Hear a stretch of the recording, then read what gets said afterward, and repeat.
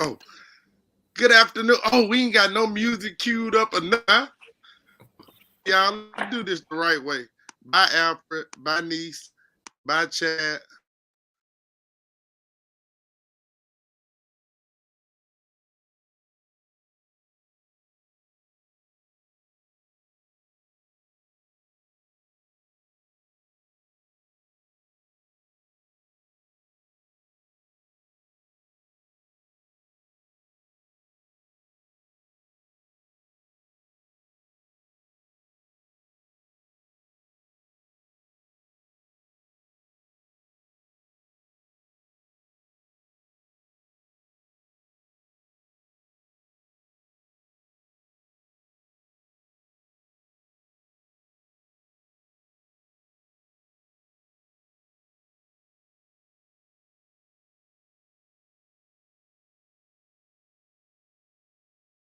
Welcome, everyone.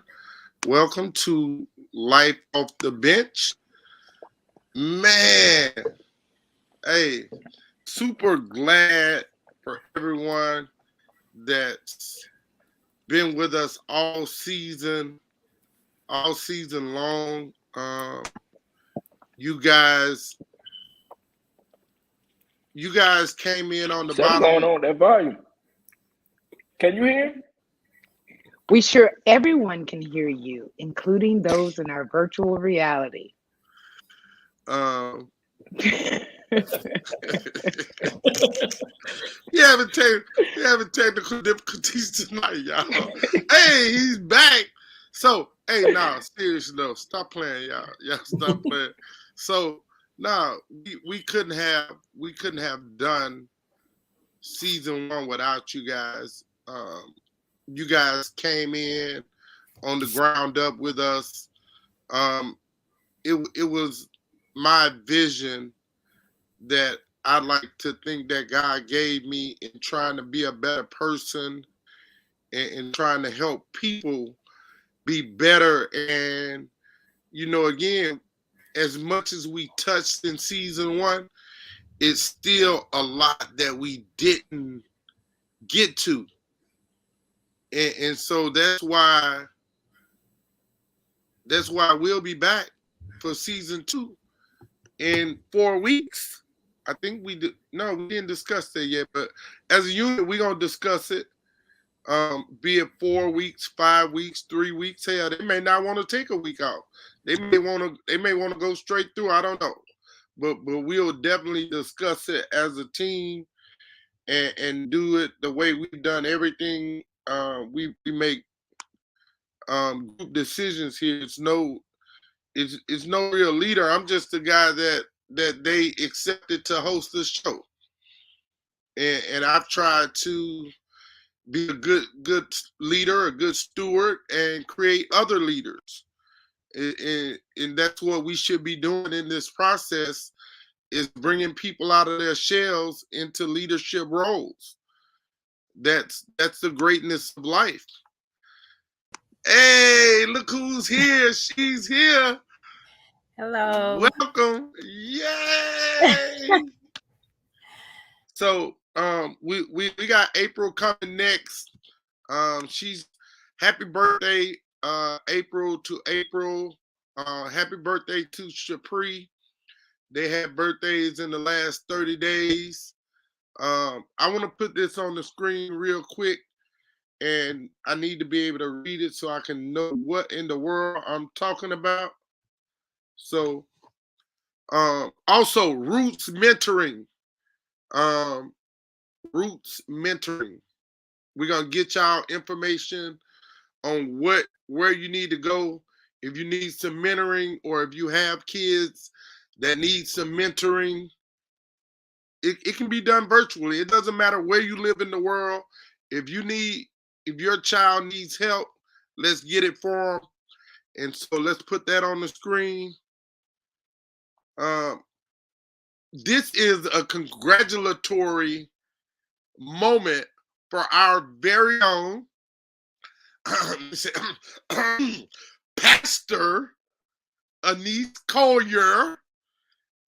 She is now the pastor at the Miller Chapel African Methodist Episcopal Church, University Park, Illinois, where she is the leader and director of her flock.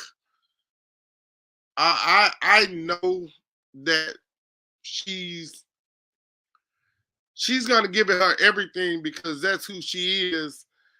And I know, knowing her the way I know her, she would have never accepted this walk if she didn't intend on giving it her best effort. All right. So while we were in the studio before we came on air, we were supposed to be talking about the process part 3, dating, marriage, and the fallout of divorce. But thing about real life, sometimes things happen.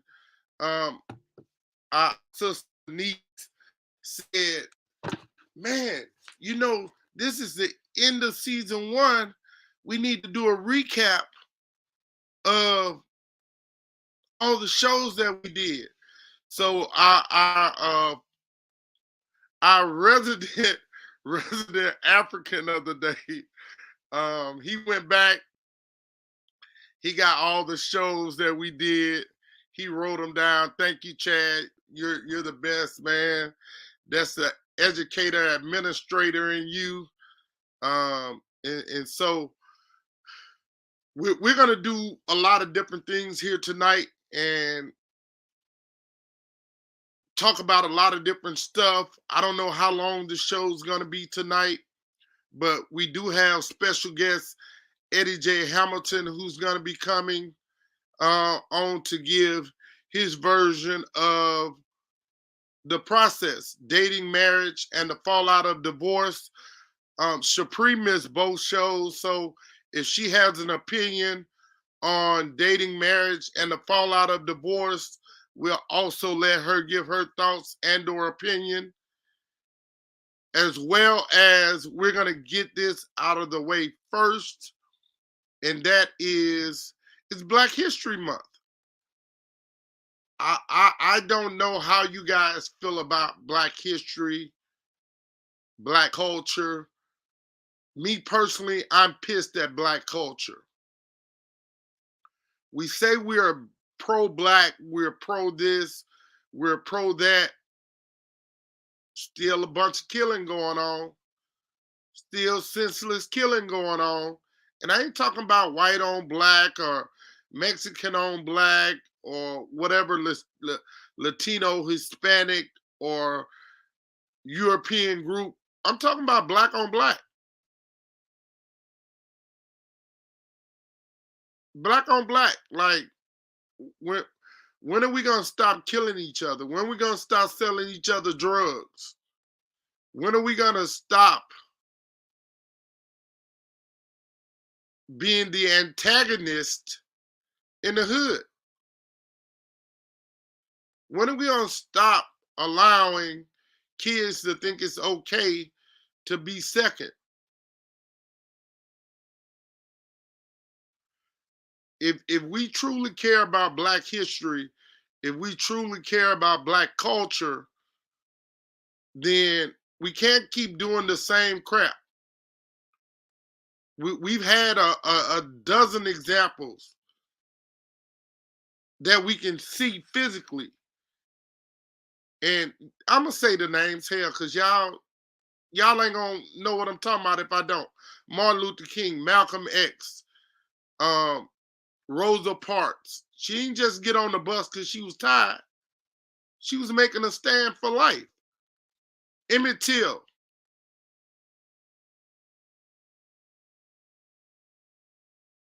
Like, it's a lot of people. It's a lot of people who died so that we could have free air. It's a lot of people that died so that we can get the better job, so that we can start Life Off the Bench podcast.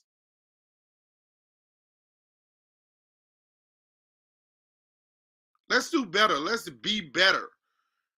Let's support one another, even if it's something that we don't agree with.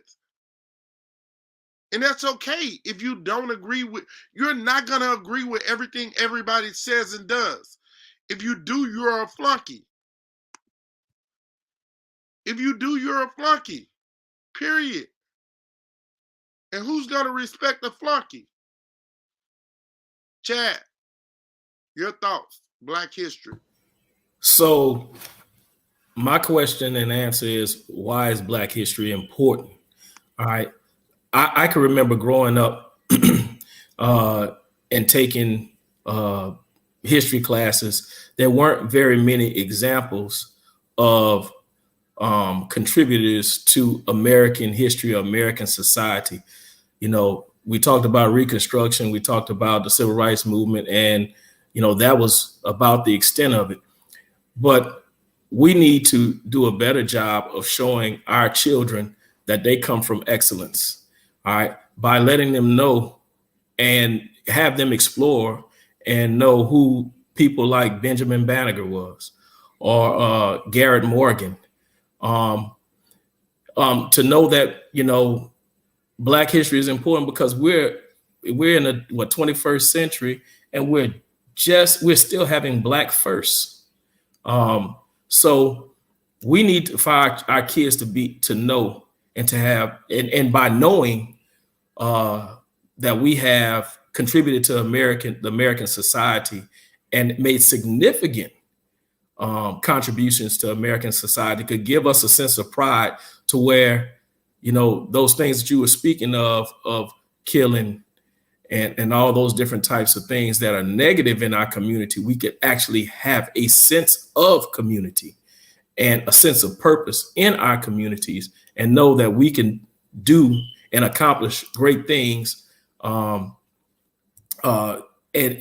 be contributed and build up our people, but not just our people, but just build up a better community, a better state, a better nation, a better world. So if you ask me, why is Black history important? Well, Black history is American history, and Black history is every day. I am Black history. You are Black history. The fact that we have the opportunity to be on this platform is Black history. It's all a part of, you know, what it means to be contributors to society. But we have to instill this in our youth so they can value it, and they could be positive contributors as well.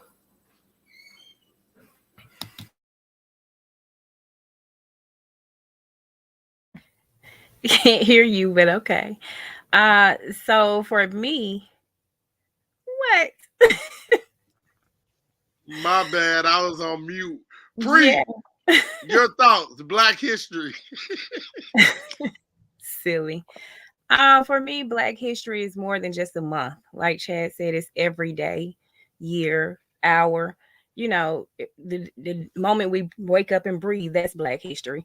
So I think we just it's about teaching and getting our kids to understand, and some adults as well, that we're more than just Martin Luther King, Rosa Parks, you know, Harriet Tubman, that it is more than just those three or the few that they hear all the time or every year or that are on repeat, that have contributed to what America is today. And we have to teach them to value each other's life, because if you look at history, we was taught to not do that, to not trust each other, to not, you know, to pretty much go against each other. So we have to unteach that. And until we do, you're going to keep getting Black on Black crime, because they don't know the value of each other's life. So, you know, I think it's all in teachings, and it's a collective thing. And we have to teach them how to band together versus going against each other for the smallest thing, and for other people. You're on mute. Anise, you got some thoughts and or opinions for Black history? Where do I begin? There was a little frog in my throat. Where do I begin? Black history is definitely 365 days. It enters and begins the first day that you are conceived and that Black blood is in your body, coursing. When I think about what it means to be Black and the value of being Black is honoring thyself. So, how do we value another if we have lost the value and the self worth and the self esteem and the self love for ourselves? So, it is easy to annihilate and to violate others that mirror us when we don't see the value in ourselves. So, the violence is eradicating those things that we fear, those things that we are ignorant of, those things that we don't understand, those things that are problematic, and those things that cause us to question who we are and and what it is we could possibly even go after.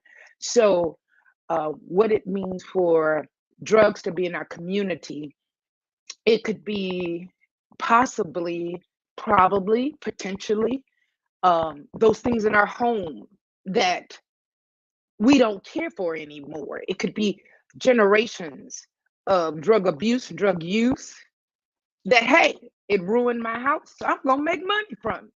It ruined my house. It ruined my family. There is no family. The streets are my family. So, hey, I'm going to build on it. I'm going to use it like it used me. I'm going to build up on it because it tore me down. So it cries out and speaks to the inner child that's there that never matured. So that's how we get those things. But then I look at the beauty, the pride that is in our communities. It speaks to me now having been appointed, and this is not a tom-tom rah-rah shishful moment, but it is to me being able to stand on the ancestral shoulders and look to a Bishop Vashti Murphy McKenzie, who was appointed to be the 117th bishop, the first female woman bishop in the African Methodist Episcopal Church. And now I'm appointed to a church to lead.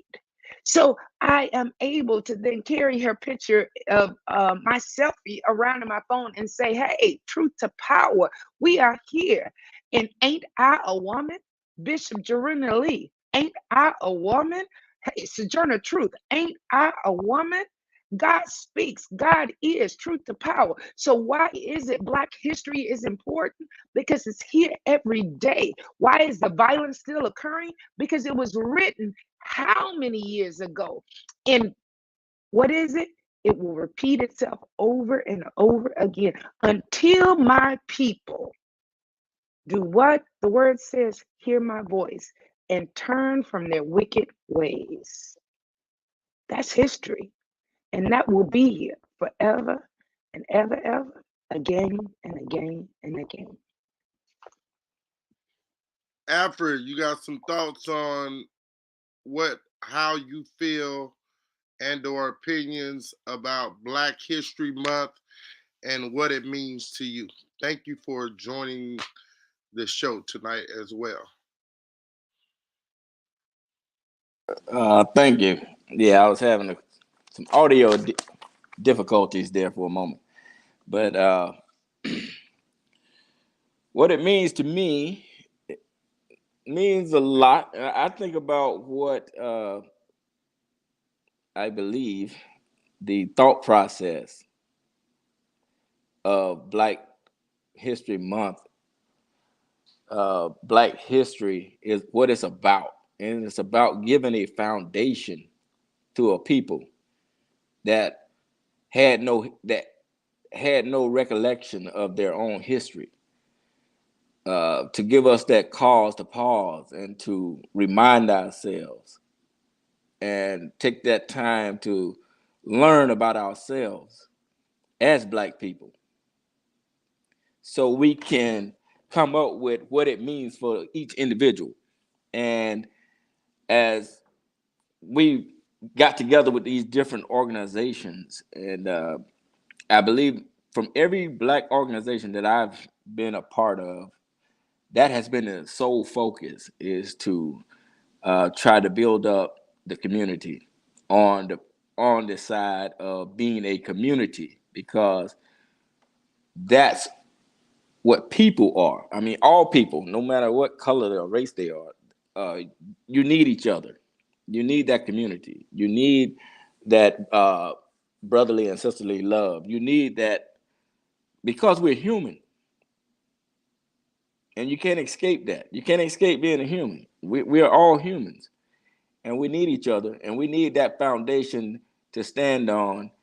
And when I think about it, it's about understanding where you're at, where you're coming from, where you're at, and where you're trying to go. And I believe as humans also, we're going to always have crime. And the reasons that these crimes seem to be so prevalent in our neighborhoods is because our neighborhoods are destitute and confined. We are confined to certain areas. Because if you think about crime, crime is a thing of opportunity. And people that commit those crimes in the areas that's closest to them. That's just like even with your domestic crime. It happens. That's why they call it domestic crime. It happens in the family because these people are closer to you. You can take that out on them. Okay, so crime happens in your neighborhoods because of that.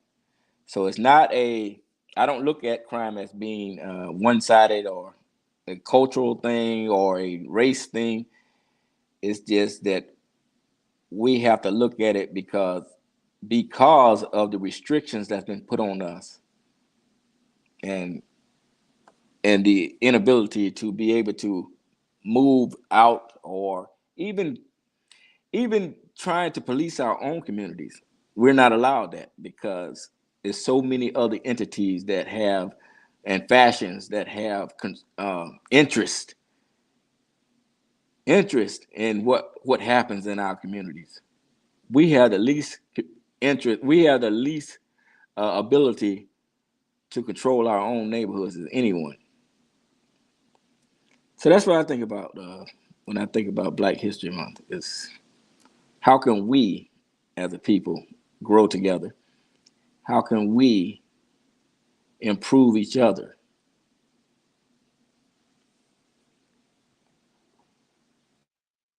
All right, you guys. 5 different individuals, 5 different perspectives of their thoughts and or feelings on Black History Month and what it means to them. Each individual person gave a heartfelt account of what it means to them, and it's important that we have a voice in our everyday lives, because plenty of people don't have voices or aren't able to express themselves in a manner consistent with expressing their thoughts and feelings, because they're afraid of what someone is going to say or how they're going to be portrayed.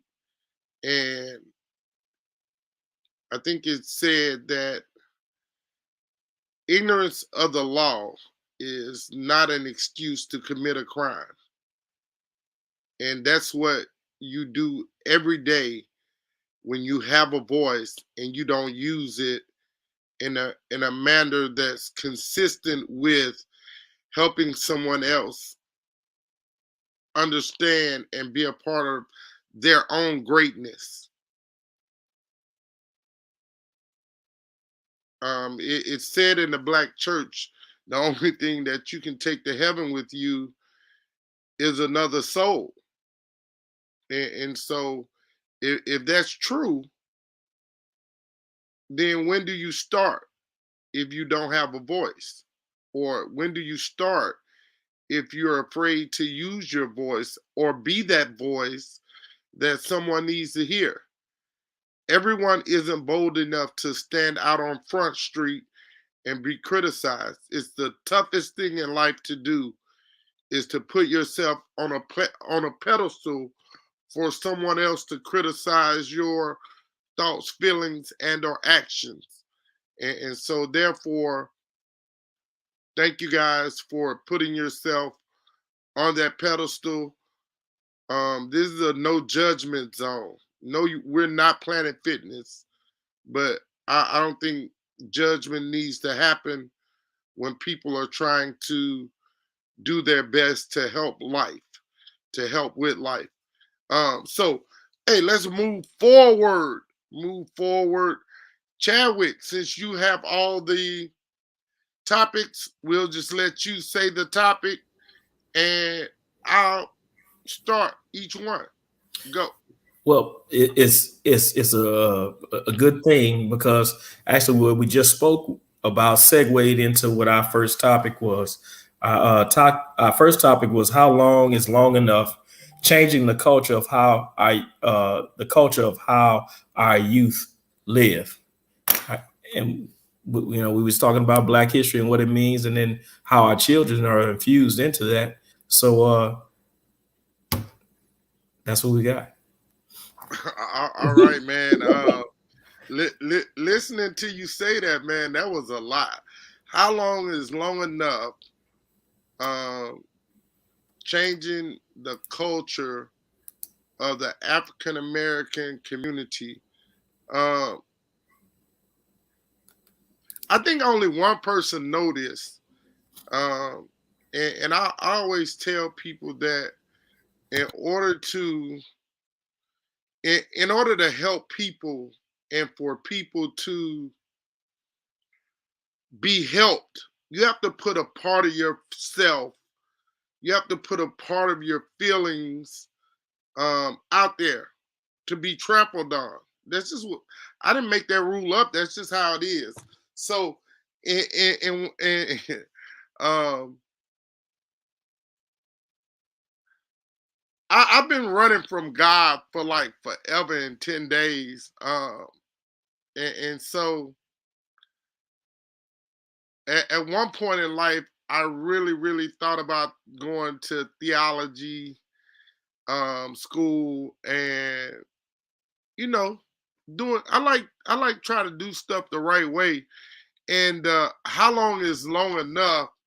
Like for me, that's always in my heart been my first sermon, that if I ever went to go and get ordained as a minister, evangelist, that's forever in my heart.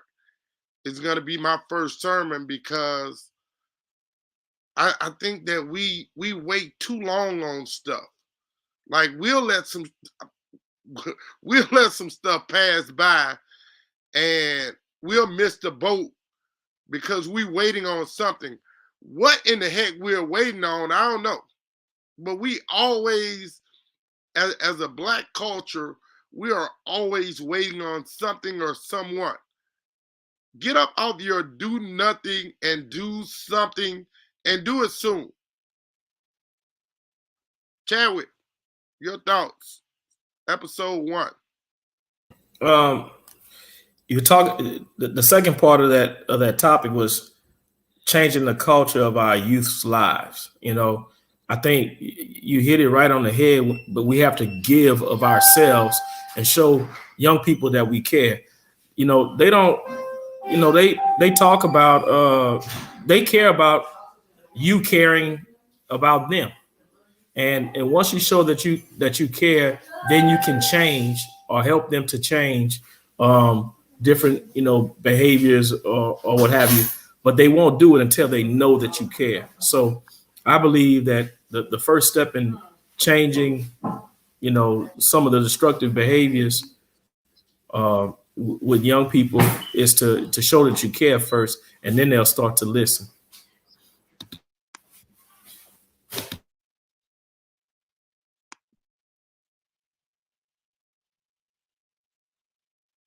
Oh, down to the right, niece. Bad. Try up somebody. There you go. You're on mute. Hello? The universal language for anyone, but especially our young people, is love.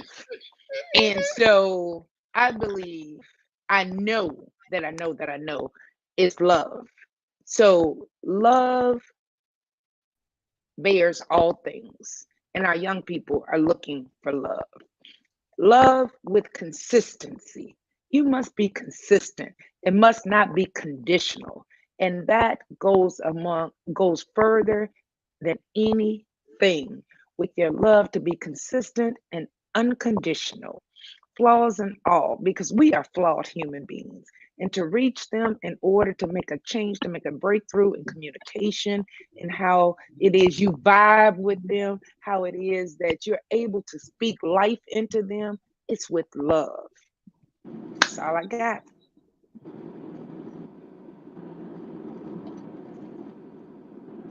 You love being muted, huh? So I think for me, it is to listen, not just think they're supposed to listen to us only. I think it's exposing them to life a little bit sooner rather than later, and letting them understand what life really is, because we tend to hide a lot of things from them. So they never really get to see what we go through, or what life is really like, and we expect them to jump out and understand, and it's just not that simple. They have their own understanding, and then we're looking at them crazy. So I think it's just exposing them to life a little sooner than we have been, and listening to them as well. And like Anise said, vibe with them, get on the same page, and get them on the same page, and see where we need to put our attention with each individual, because it's not a collective thing all the time. You have to do it. Sometimes it's by person. And as April always say, give them a safe space.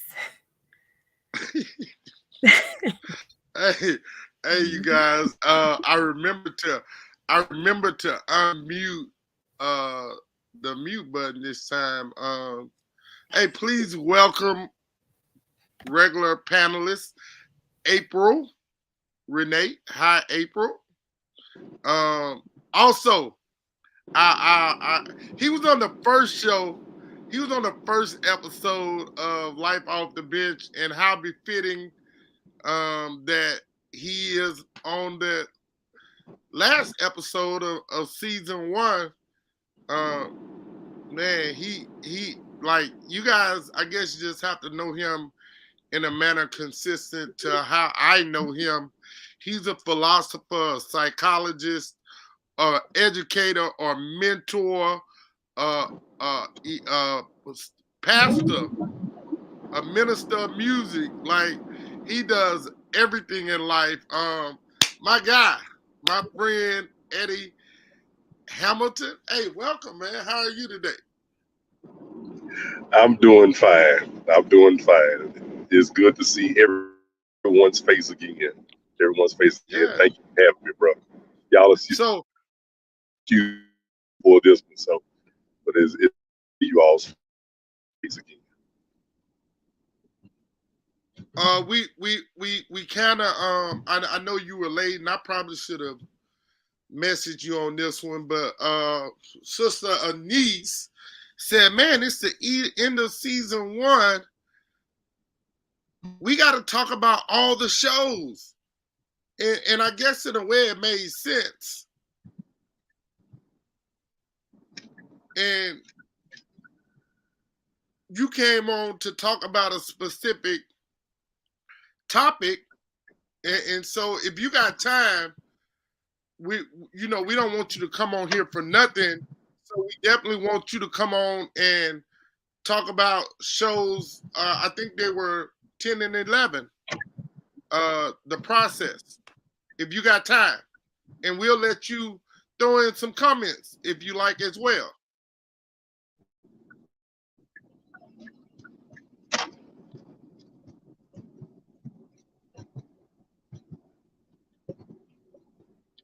That was to you, Eddie. Oh, that's for me. Yeah, okay, that whole little spew there was for you. Oh, Okay, then. Just real quick. It was a lot there. What did you want me to touch on again? Oh, so we want you to talk about the process of dating, marriage, and the fallout of divorce. But that's like, yeah, we're probably I'm gonna say 40 minutes the way they talk. Boy, they be doing up some talking. Okay.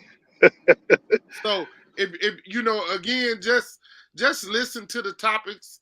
I know that you weren't a part of every show, but you're a Okay. pretty smart guy who can adapt pretty fast. Okay. Adapt with us, grow with us. Chad is about to give us the second episode, and 2 and 3 combined together. So Okay. come on, Chad, give us the word. So the You can get second, April on that one. Oh, April was late. She got to get in when she fit in. the, Love you, sis. Listen. Y'all, I was celebrating my birthday this weekend. I told them in advance I was going to be late, so I get a pass. Happy Yeah, birthday. Happy Happy birthday. birthday. You sure should. Happy birthday, April. We're one big you happy family. We're you not get a missing the whole pass birthday. to come Go in on ahead. this next topic. You get a pass to come in on the next topic that Chad is about Go to give ahead, us. Chad. I'm good with that. all right. So the second and third topic came kind of coincided. The second was the stigma in the African American community, which segued into mental health. So again, to me, the stigma that happens in the African American community every day is that we're invincible. We're not invincible. Our kids are dying and being trapped out here in these government streets every single day. Again, how long is long enough? How long are we going to keep being okay with our kids falling to society's trap? It's definitely a trap. When they talk about the prison to pipeline community, that's a real thing. When they talk about people in Texas being at their computer waiting to see what kids' 3rd and 4th grade test scores are, because that's how they know whether to build a new prison or not, that's a real life issue. So how long are we going to be comfortable with being comfortable with the wrong ish? Alfred.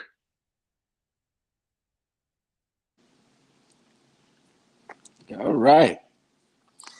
So when I think about that, how long?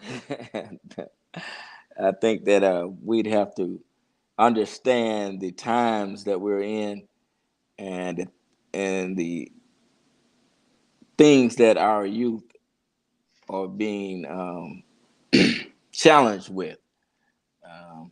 So I like when we talked about the culture thing, because the culture is what we pass down to them. Now, what they do with it is going to be affected by the times that they are in. And because the times changes, they have different things that they have to deal with, especially with this computer world, electronic world that we're having and going into right now. Everything's going to be electric. Cars are going to be electric. They're going to be taking you with places. Your trucks on the roads are going to be bringing stuff, and ain't no one going to be in there driving them. So it's going to have to be. We're going to have to be more savvy, because a lot, as we know right now, a lot of communication with our youth goes on these computers. So how we monitor that? How do we guide and direct their activities, as far as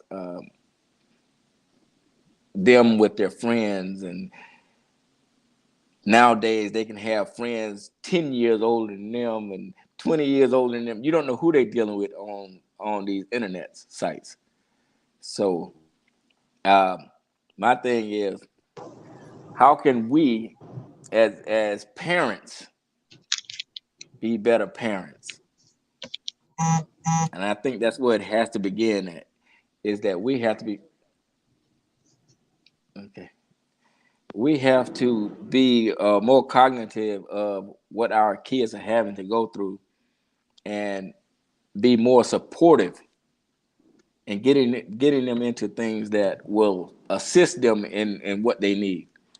So we have to have the ability, have the mindset that, hey, be truthful, look in the mirror, be truthful with yourself, and be truthful with what you see your kid going through. We see these things as parents, but we don't want to see them. So we'll hide things, we'll suppress things, we'll say, oh, maybe they'll grow out of it or whatever. So we have to be better parents, I think. That's my thought process.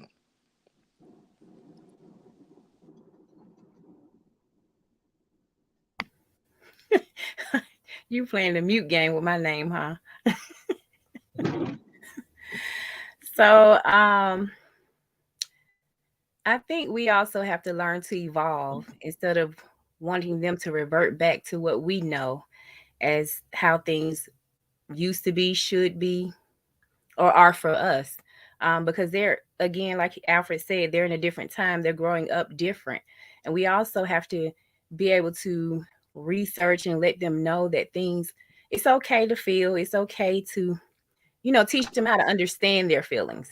And I'm sorry, let them know it's okay to get help. Everyone has issues. We're not flawless, we're not perfect, we go through things as well. And stop trying to cover up things as if they don't exist. And I think that goes to Alfred saying be honest and be truthful. And I think, you can't ask them to do what you tell them to do, but you're showing them something different. And so I think it's just, lead by example, so they get an understanding of what everything really is, and that it's okay. Eddie, you got a thought on this topics? Mike. All right, just just mostly listening to some perspective on that. I mean, because it's real wide open when it comes to that, because we have to do a job of being able to hear from more than one perspective when we're trying to assist. So um, that's one of the things in my little time I'm learning. Man, we gotta just do a better job of listening. I think that's what I hear. So that we gotta listen because children do have a perspective. This is the information age. They know more than what we give them credit for. They have an understanding that's very unique.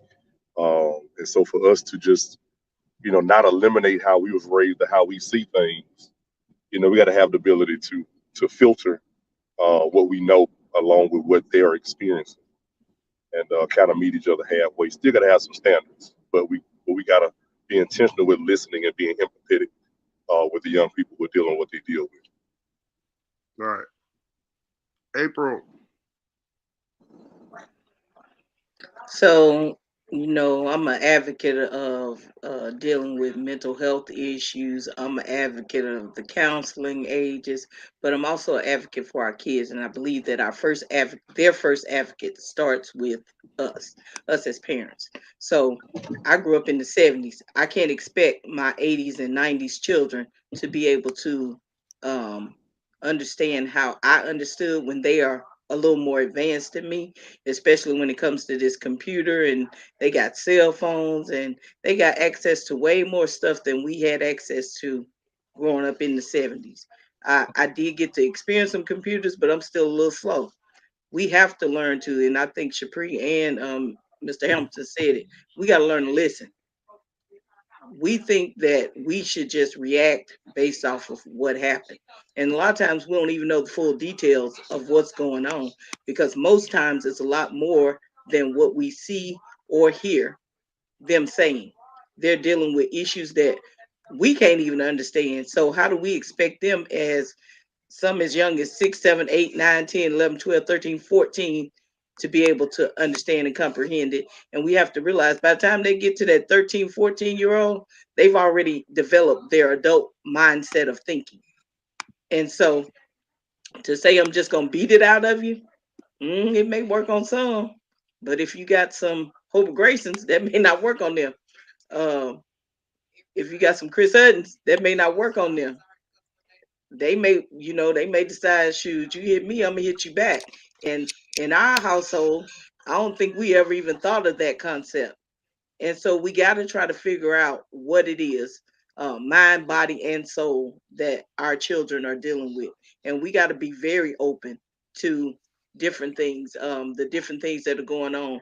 Mental health, it is more than just what we knew to be schizophrenia, because we were saying, oh, she just crazy.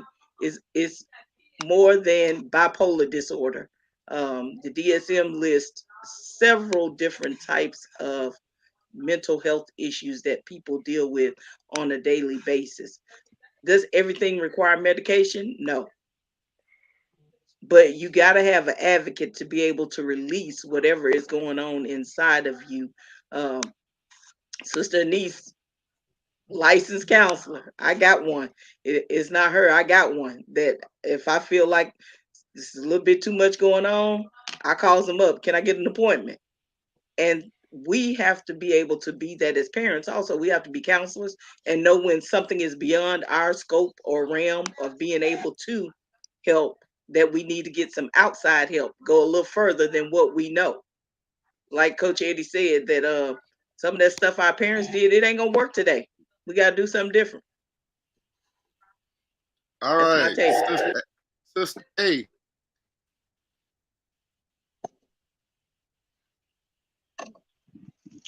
I was trying to find the unmute button. So mental health and the stigma in our African American community.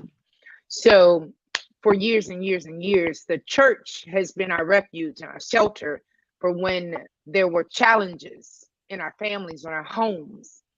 And for years and years and years, as of recent, that foundation is no longer there for many families. So what has happened? Problems and challenges have gone unaddressed. And so our families and our children are in crises. So what happens when we become overwhelmed? What happens when we become anxious? What happens when we become depressed and sad? Things may go unaware. We have children that are overly diagnosed with ADHD or underdiagnosed with ADHD or with other learning problems or with other diagnoses. And so then it becomes a stigma. What's wrong with you? Why do you have a problem? And as Sister April just said, you can't beat it out of them, but you need to find some resolve, some help, some issue. And why is it a stigma? Because then it indicates that there may be something that needs to address that's beyond our abilities, capabilities. So what do? We need then a resource. Well, then that speaks to why is it that in our communities, we do not have health resources, mental health resources. We do not have all of the tools needed, even in our communities, that are accessible for us, let alone mental health.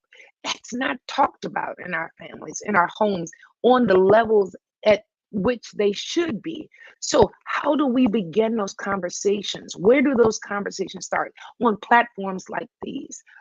Near and dear to my heart, I know that I'm called in purpose for this.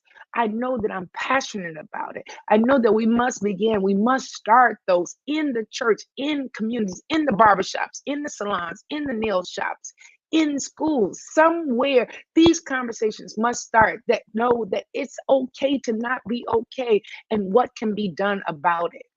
And that when parents understand that my child needs help, I need help, that it's okay to get help.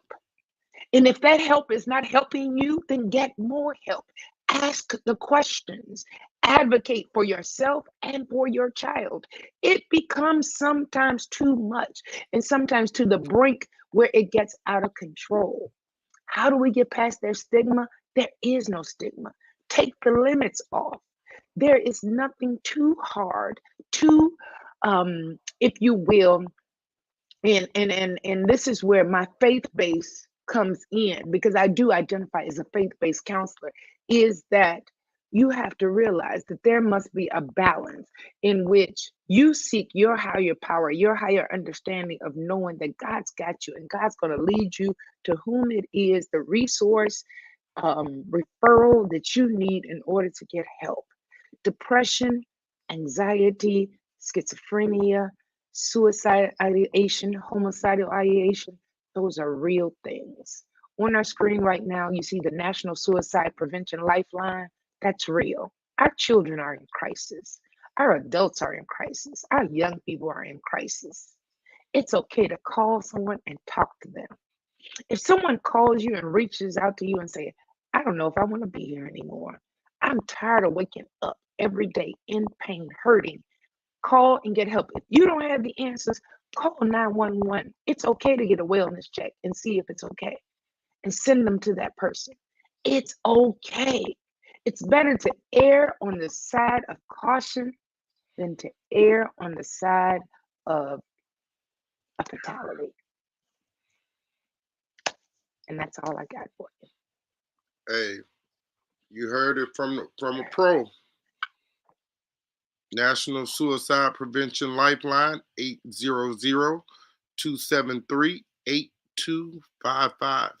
800-273-8255. Don't be afraid to pick up the phone and call someone. The life you save might be your own. Chad.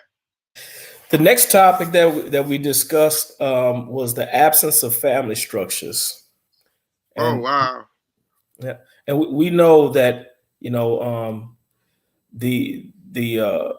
what the family structure looks like has changed over the decades. From we used to have situations where we had two-parent homes. Now we're moving to single-parent homes, and then we have family structures that have both parents in the home, but they're absent as it relates to caring for their children. I see it a lot in my line of work with dealing with young people. I just think as it relates to the family structures, it goes back to the things that we were talking about before. When you need help, you need to ask for help. There's no shame in it, because that's what being a community is really all about.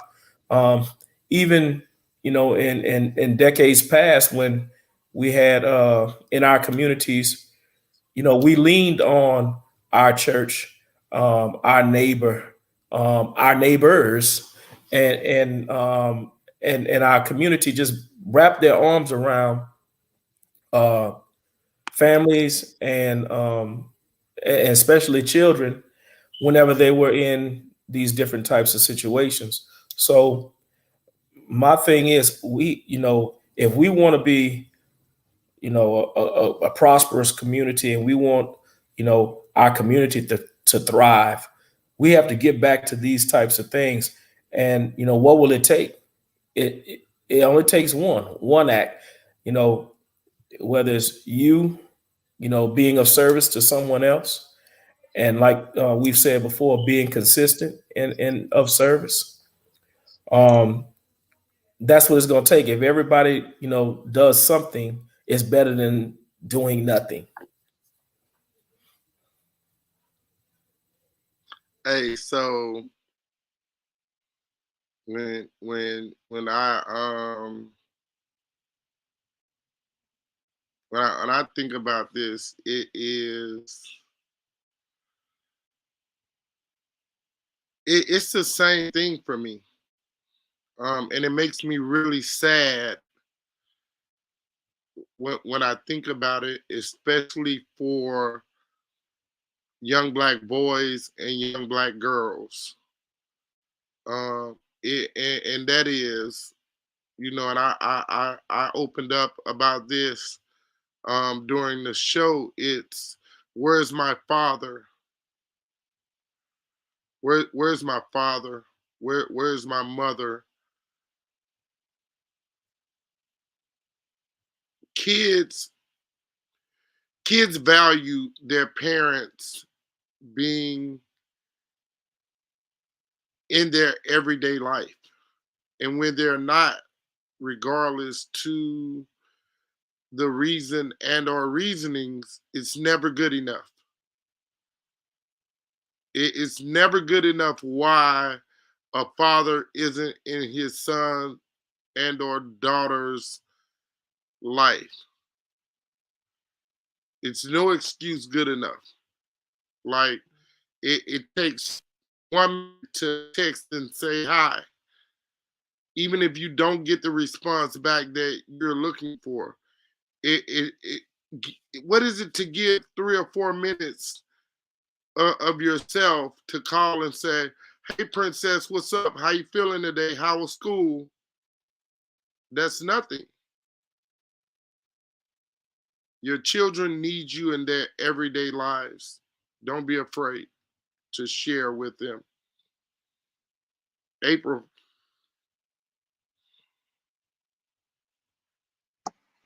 So the absence of like parents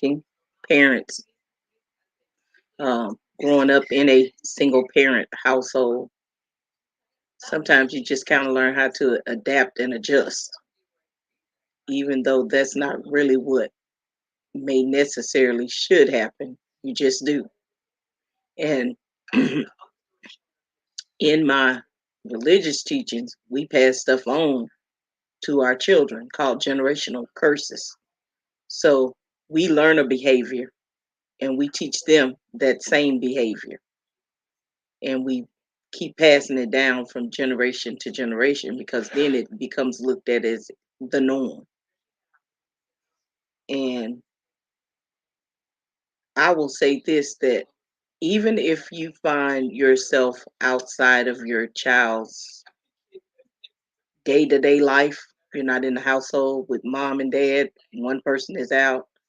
As Hoba said, it's not okay to just drop off the face as if they don't exist, because they do remember these moments. They remember these times,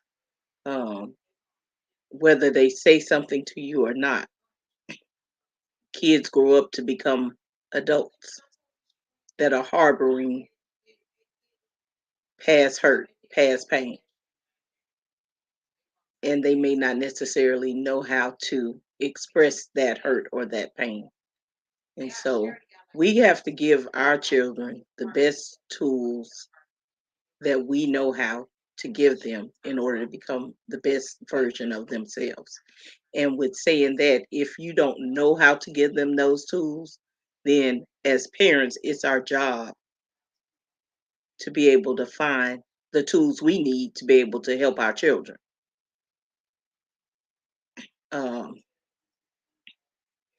my kids growing up, when I was a single parent to them, I put them in mentoring groups. Alfred and Anise have a mentoring group. My oldest daughter was in Big Brothers and Big Sisters. Um, then they were in Girl Scouts, Boy Scouts, so that they could get somebody to mentor them the way they need to be mentored. And not just any Girl Scouts or Boy Scouts, but they were in Black troops where they could see people that look like them, talk like them, act like them, deal with some of the same issues that they deal with. So we have to do a better job at parenting, even when we don't know what that looks like.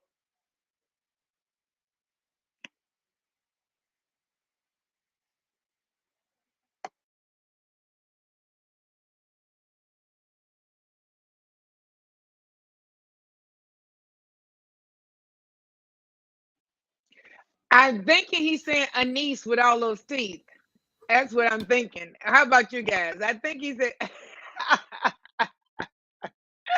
this This is definitely the finale. We get all that and then some. So when I think about family structure, I was sitting here reflecting and doing a brrr, one of those Victrola.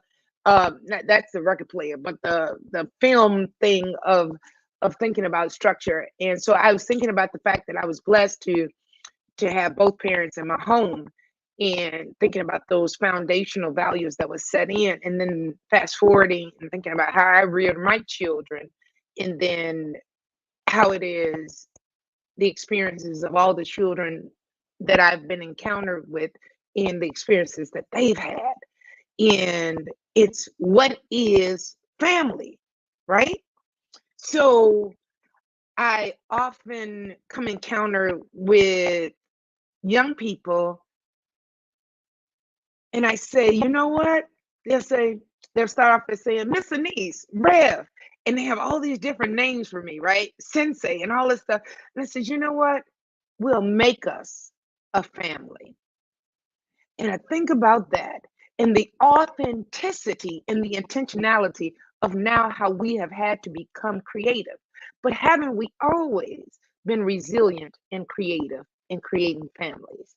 How many cutting in them have you made and attached and added onto your family? We've all had to do that. And so when we talk about the family structure, Ma and Pa and them may not have necessarily been there since we came off the shores of Africa. So let's not get it twisted and go, oh, it's a breakdown and this and that. We've always had to have someone step in some surrogate role in our lives. So what is it and where is it that the step up and the step ins have become not my problem, but your problem? So I was not fortunate enough to be in this conversation. I think the brothers worked it out and held it down in this particular conversation. Well, I'm going to add my 2 cent, 3 cent, 4 cent, 5 cent, and maybe even $1 if I'm lucky, because I'm going for the trifecta. Come on, somebody. I'm going to preach some more this evening, because I would like to say, and like to just add this food for thought is, where is this? Don't you remember the nursery rhyme when it says, clean up, everybody do your share? Are we doing our parts? Or do we turn our heads and say, isn't it a shame? Isn't it a shame? Or are we stepping in? Isn't it part of our communal responsibility? Because we're a communal people. I know there's no call and response in virtual land, but it is. When we step in and say, I can offer something, if I can just help somebody. So there is a breakdown, but is there really? That's how we were brought up. We were brought in to take care of the least, the last, the lost, and the left out. We were brought in to take care of the ones that mother may not have been home right after work. The ones that had mothers that were able to stay home all day. Those kids came over to our house, were fed, did homework. Some of those things were brought in, and we made our way as a family. Those that may not have had fathers in there. The coach was dad. Coach hauled them around. Coach bought the extra t-shirt. Coach bought the extra cheeseburger. Coach bought the extra pair of shoes. They made do. The preacher brought them in the house. The preacher let them hang out. The preacher washed the clothes. The preacher did this. Come on, we did what we had to do. So I'm asking this question to all of us, not for us to answer maybe so much right on this panel tonight, but just in theory, is there really a breakdown, or have we gotten laxed in us, not so much us on this panel, but just in theory, have we stopped doing as a people? Not all of us, of course, we know that because there's many of us working, but have we stopped being community? Drop the mic.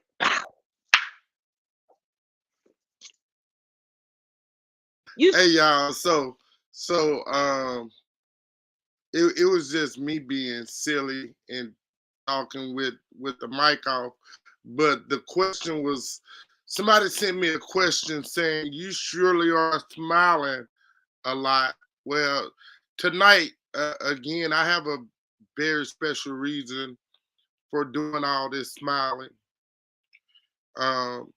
I never expected anything out of life but a prison cell, because that's what my environment as a child growing up gave. Um,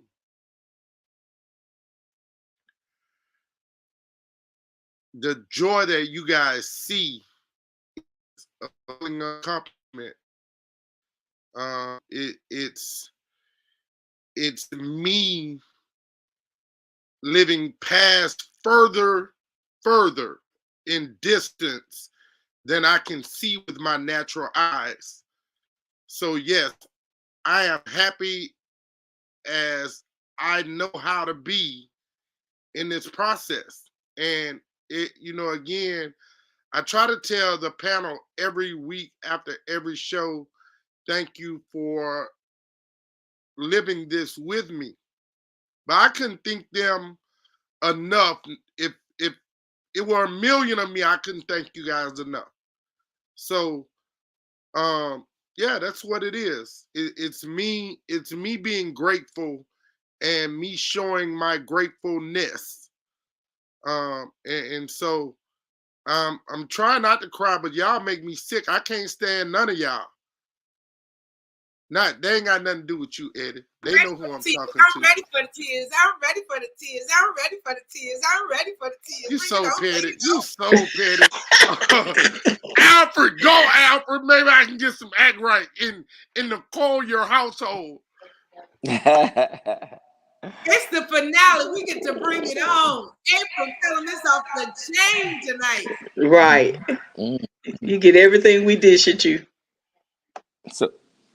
So Brother Chad, when you talked about the family structure, I think we have to keep in mind today's times that the structure is defined differently now in many ways because of technology, because of the ability for a single parent can go down and pay money and have a child.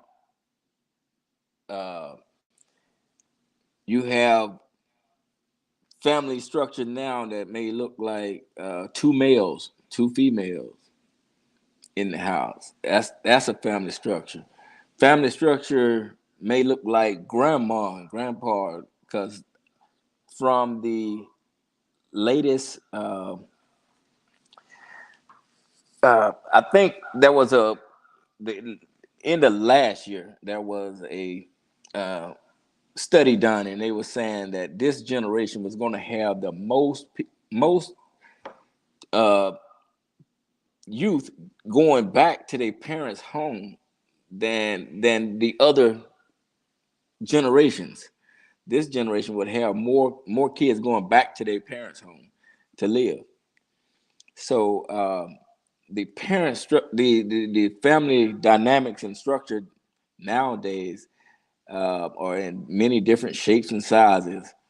And how do we deal with that is by being tolerant. We have to be tolerant of other people's decisions that they make, that doesn't, if they are not directly harming us, and like you said, I really think that we all have said that it takes a community, and a community today is going to look different. It's going to look like all of these different colors and doors. Things are going on. How do we deal with that? Like we said, most of us have grew up in Pacific neighborhoods around Pacific people, and had somewhat of the same ideas and thoughts and methods of parenting and growing up. So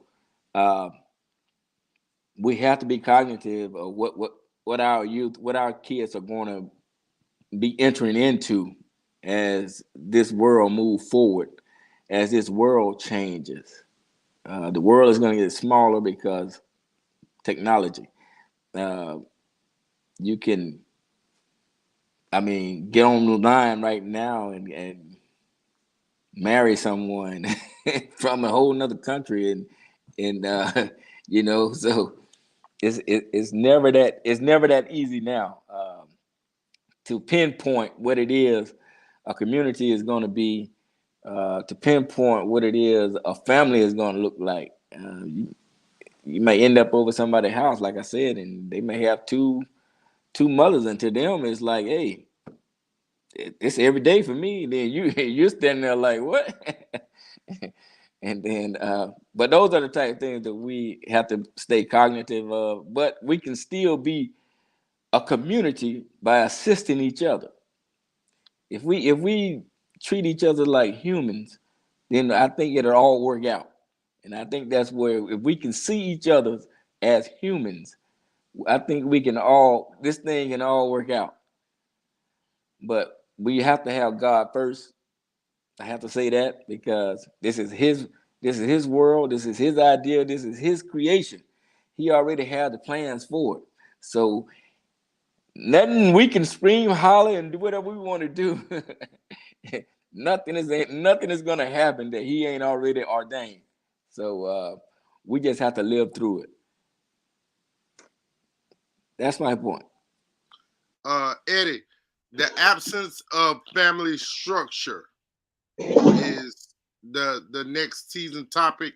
I don't know if you were back on when he mentioned it, so just giving you the topic, and give us your thoughts. Well, that's one of the things, I guess, if I explain even how I my approach to coaching young men, and Hobart, you and I have had these conversations, and I think you know me now, and then you see the evidence of how I do what I do. I guess I need to ask this question first, and of course, whatever stance it is what it is. It's not a big deal. We're here to give different perspective, but do we all agree that the Holy Bible is our blueprint? Ding, ding, ding, ding, ding. Most definitely. Okay. And the reason why I say that is because, God did create us with, we just call them a creation role. As a man, to be a husband and father, as a woman, to be a wife and mother. And then everything else comes after that. Our gifts, our talents, our abilities all come after that. We have a responsibility when we decide to be a husband or a father, a wife, a mother. If we want to go ahead and say the Holy Bible is our blueprint, then it was designed to be husband, wife, family. And we were designed to rear our children in acknowledging who God is and who Jesus Christ is as our Savior. And that there are things in the Bible that teach us what the role of the husband is, the role of the wife is, and how we work together. We submit to each other in order to look like Christ. And that's the reason I said that is because, I know me growing up in the church, it was always, wives, submit to your husbands. But it says before that, submit to one another. And that's the part that I didn't grow up seeing. And a lot of us didn't grow up seeing. So now, because of decisions that's been made, we all made them. We've all done some stuff that we shouldn't have because we're human beings. That's why he has grace and mercy on us. So then our family structures change because of our decisions.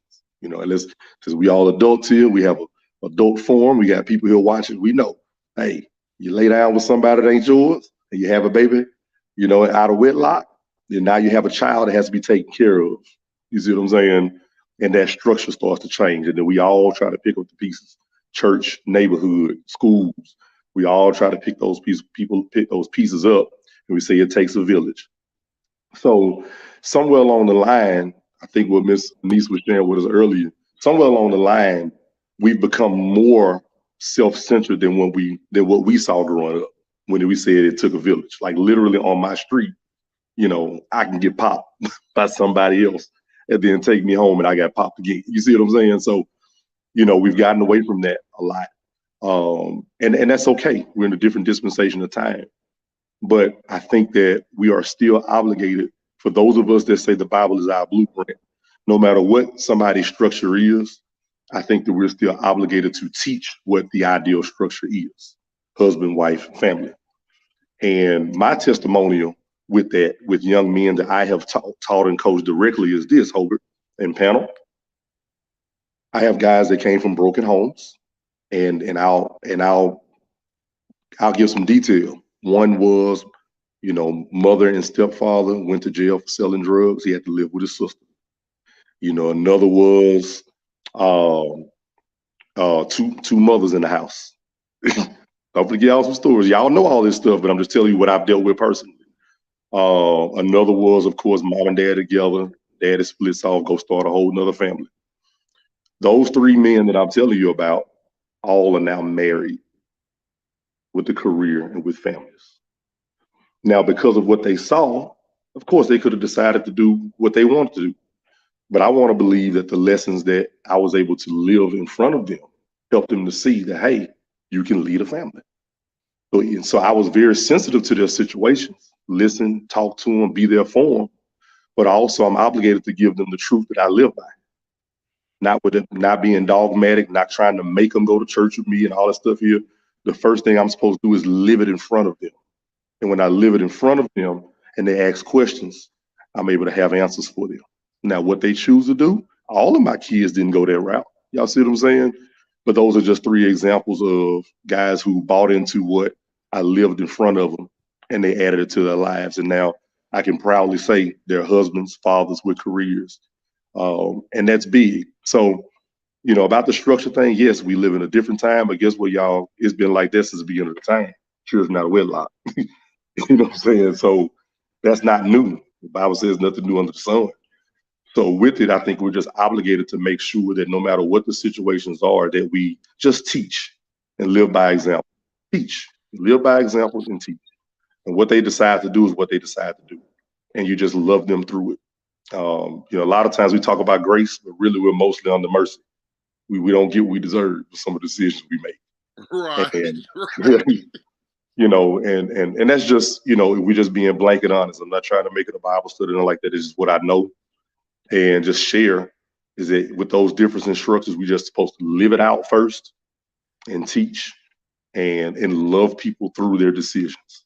And I think that's one of the things that goes back to what was being said before. That I think we've just forgotten what that love is. This era that we live in. I do believe that we're more self-centered than what we've been in the past. I think that's grown, but that is what we call the trick of the enemy. I don't want to care about nobody else but me. I don't worry about nobody else but me. I don't care what you got going on. I'm just worried about me. So for us here, that's here on the panel and those that listen, I believe that that everybody here has a true and genuine concern for others, and that we try to do the best in the roles that we play. I think the thing I had to learn was I can't make anybody do anything. That's the part I had to learn uh, from what I saw growing up. And then when I became an adult, I acted just the way I was taught until I went to a ministry that taught me different. All I could do is teach it, live it, and then love another person through their situation because I had to be loved through mine. So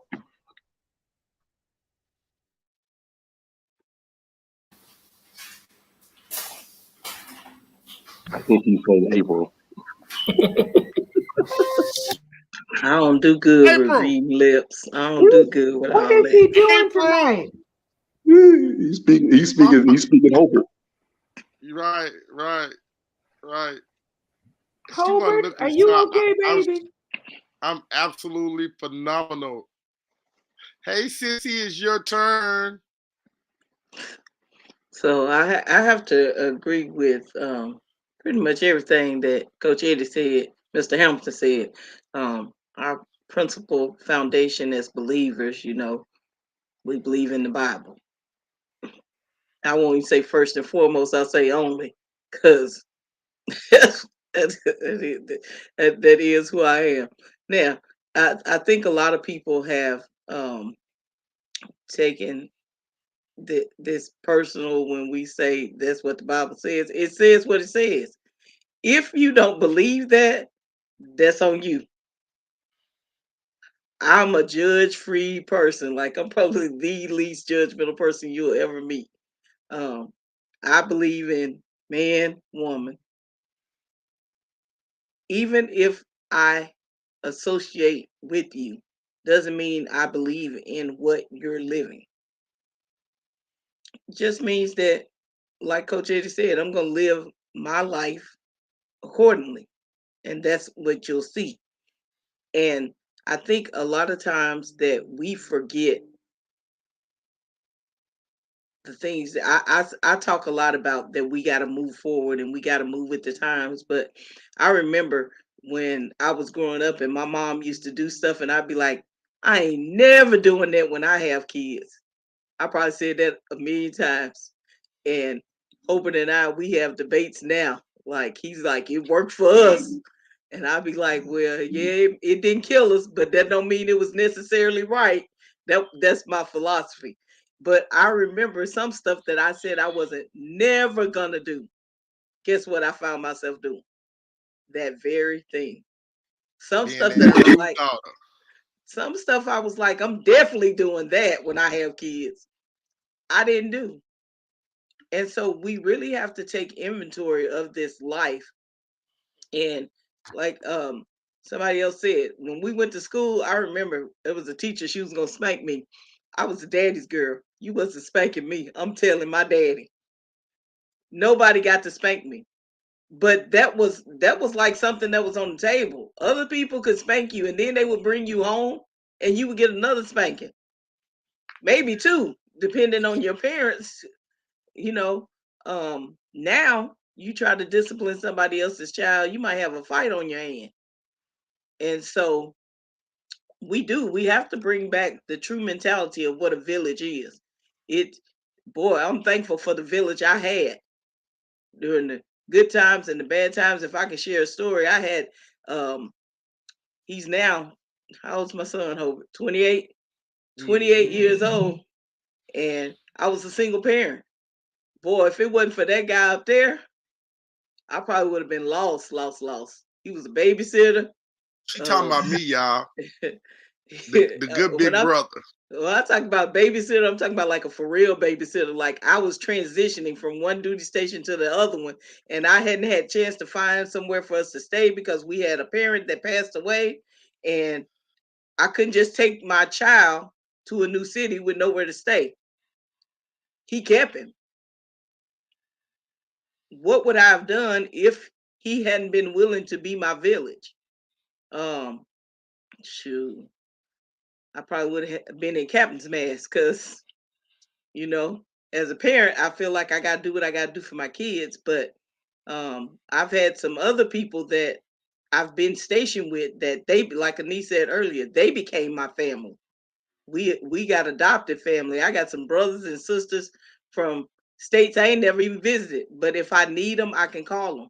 And we got to surround ourselves with people like that. That if somebody see one of mine out in the street doing something they ain't got no business doing, hey, my granddaddy used to say, you know what your name is? You better remember that when you leave this house, because people know me. And so for him, that meant something. Don't go out and disrespect who we are. And so we have to re-impart family values into our kids to teach them. We used to have family reunions. We used to do things as a family. One of the best times of the year was my granddaddy would go buy apples, oranges, and nuts. This ain't counting no toys we got, but we was more in love with them apples and oranges and nuts that we got at the holidays than we was with any toys that they bought us. That was just bringing us together as family. We don't come together anymore. That's how I fell in love with Brazilian nuts. We do so much stuff separately that this kid go this way, that kid go that way. We got to bring dinner back to the kitchen table. Right. I mean, it's a host of things that we could suggest to do, but sometimes we got to start.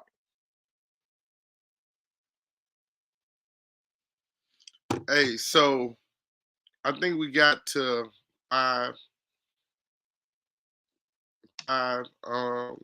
6 was politics. We're not gonna deal with that.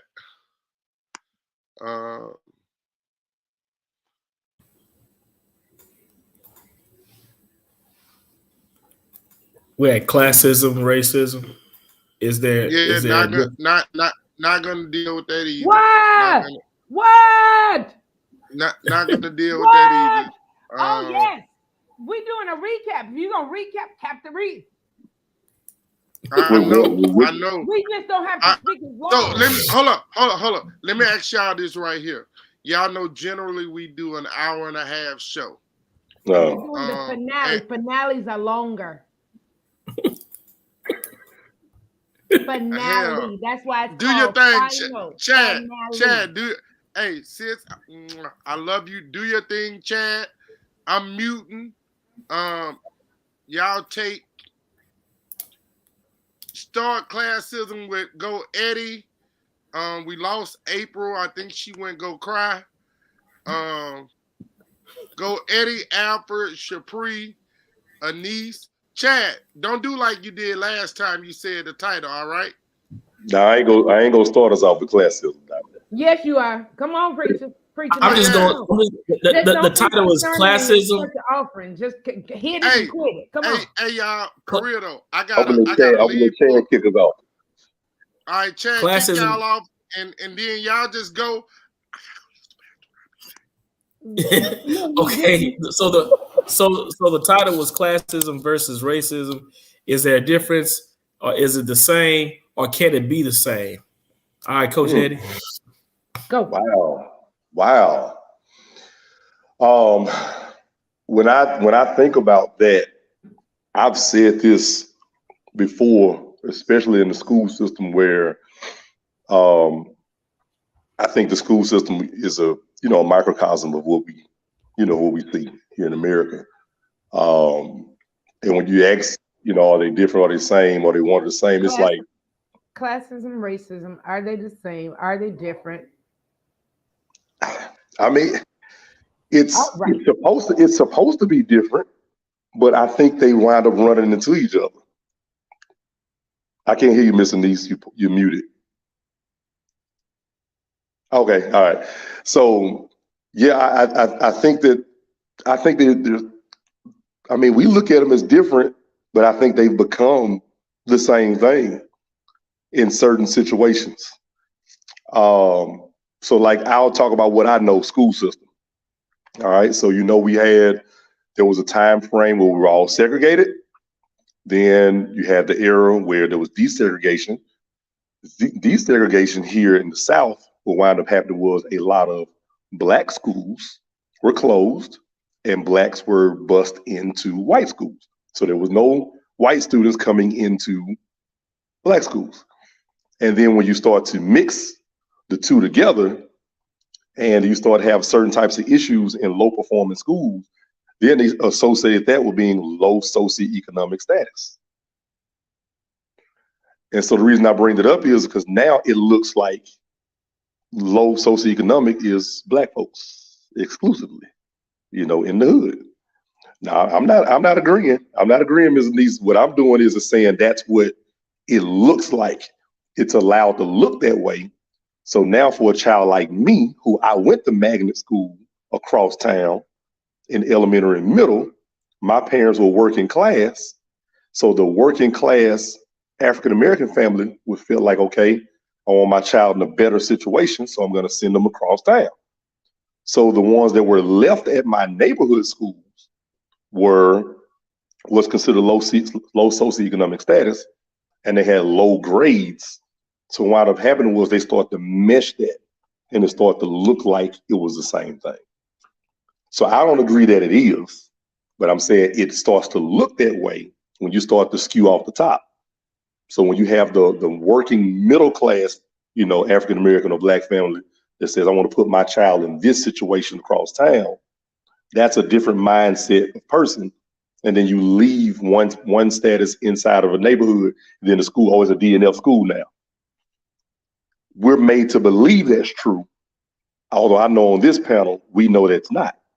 That's not the case. So it starts to kind of mesh and run into each other because of how it's made to look by the way things are skewed. So I definitely don't believe it because I grew up in that neighborhood and in that school. And so I think that it's being made to be associated with, Blacks, low socioeconomic status, low performing schools, low neighborhoods, all that kind of stuff. And that's not the truth. There are wonderful people who have a lot of sense and careers and all that kind of stuff there that's in those situations. But it's not a high enough number percentage wise to show that, to show that person or that family. So classism and racism should be different, but I think that it's been made to look like they're meshing and kind of coming together. And that's just a little bit of take I have on that, just based on the small experience I've had in the area that I work in.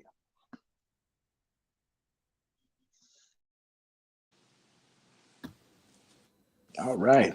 I appreciate that. That was good.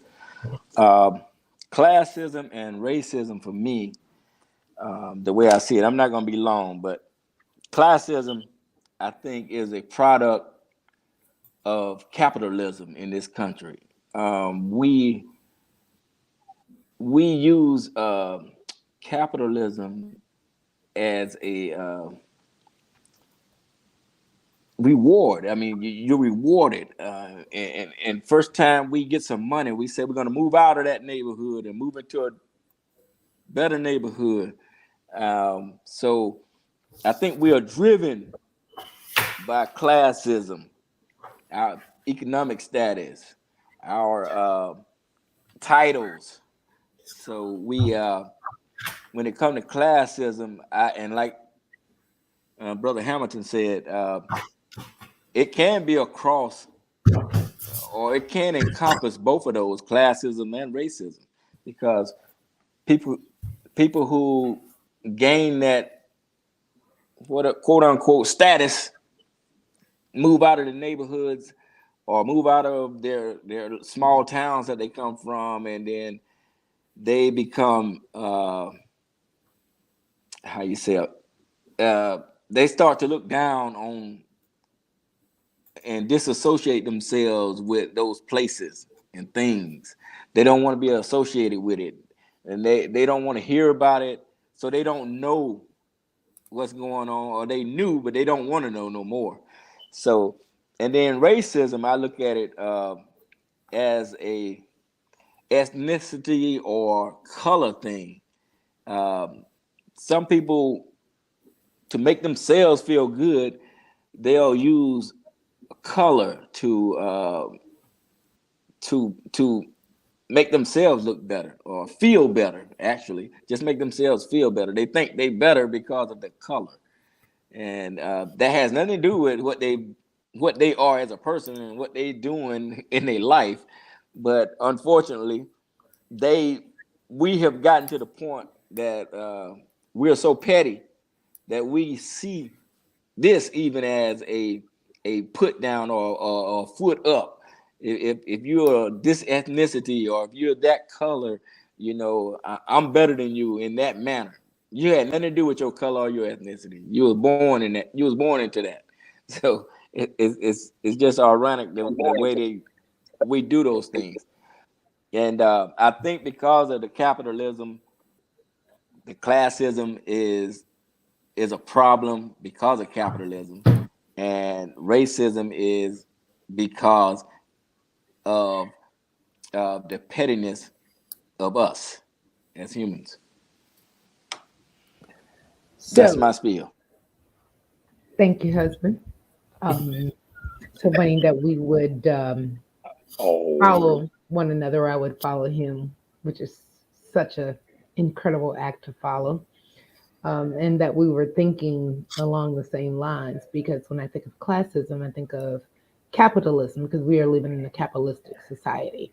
But then when I think of the two combined, because you must combine them, because they are used as a separatist to separate. And it's a sifting, if you will, because classism is used for just that. And it's the color of the day is green at the end of the day. It doesn't matter, black, white, round, green, yellow. I mean, yellow, red, orange, blue. Green is the color because we live in a capitalistic society. So what we encounter as African Americans, Black, whatever you choose to refer to yourself as this month or the other 11, it is green because every race experiences. The lighter you are in Latina, then you can pass for white. The lighter you are in African American, then you can pass for this. The lighter you are in this, you can pass for that. However, in our particular society, it's about, in our culture, especially with generations, it's about labels. You become a label horse and what you worship as your God, G-O-D, as your God. And it is the color green. When you learn your priorities and your values, then there is no longer a class, but it is about what it is you worship. And so, therefore, it is all about economics and what it is. Somehow, the powers that be had to find a way to make a pecking order. And the pecking order and the separatism, the separations of the hierarchy had to be according to who you are, how much you have, and what value we can place on you. So it's modern day slavery. The end. Period. Drop the mic. Bam. Next. I like the way you put that. I'm on a roll today. Yeah, Woo! Miss Carly, Finale. I feel yeah, good. I like the way you put that, 'cause that definitely goes along the lines of what, adding on to what I was thinking, because it's man, it's just it's amazing, how we use that dollar, Yeah. to separate. It's amazing. I It is. just I can't even, I'm sorry to cut you off because even if you realize it, it even teaches cultures, if you will, how to look at one another. So yeah, I'm going to look at you because you have 5 bedrooms differently in my 1 bedroom. yeah, Even though my 1 bedroom may be a condo on Michigan Avenue, I'm going to look down on you at your yeah, 5 bedroom sitting on 2 acres. yeah, Boo boo, I have more equity than you. And then he's going to start this whole thing. And then that's where the classism starts. right, But right, it doesn't matter. The simple fact should be we both have learned the value of real estate. That's right. the bottom line. Instead of putting our minds together to say and respect one another for the powers that be, that we were Mm, able to be, smart enough, no matter what time, how late, how early in the game we started, that we were able to do that.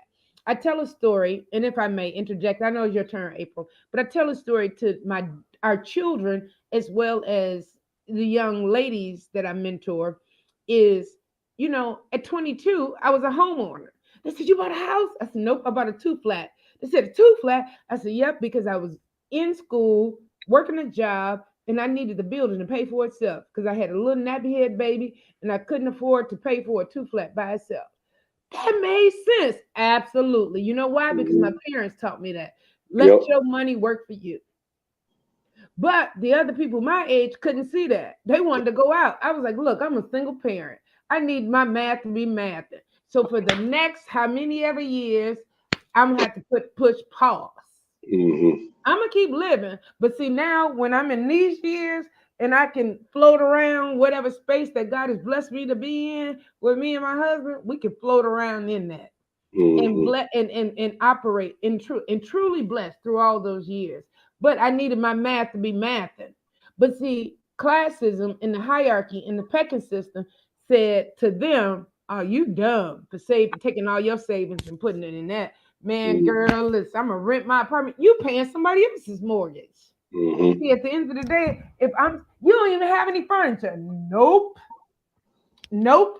But I can put my air mattress in the living room today. We can have scenery and put it in the bathroom tomorrow. We can put our blanket in the bathtub. We can put it in the kitchen.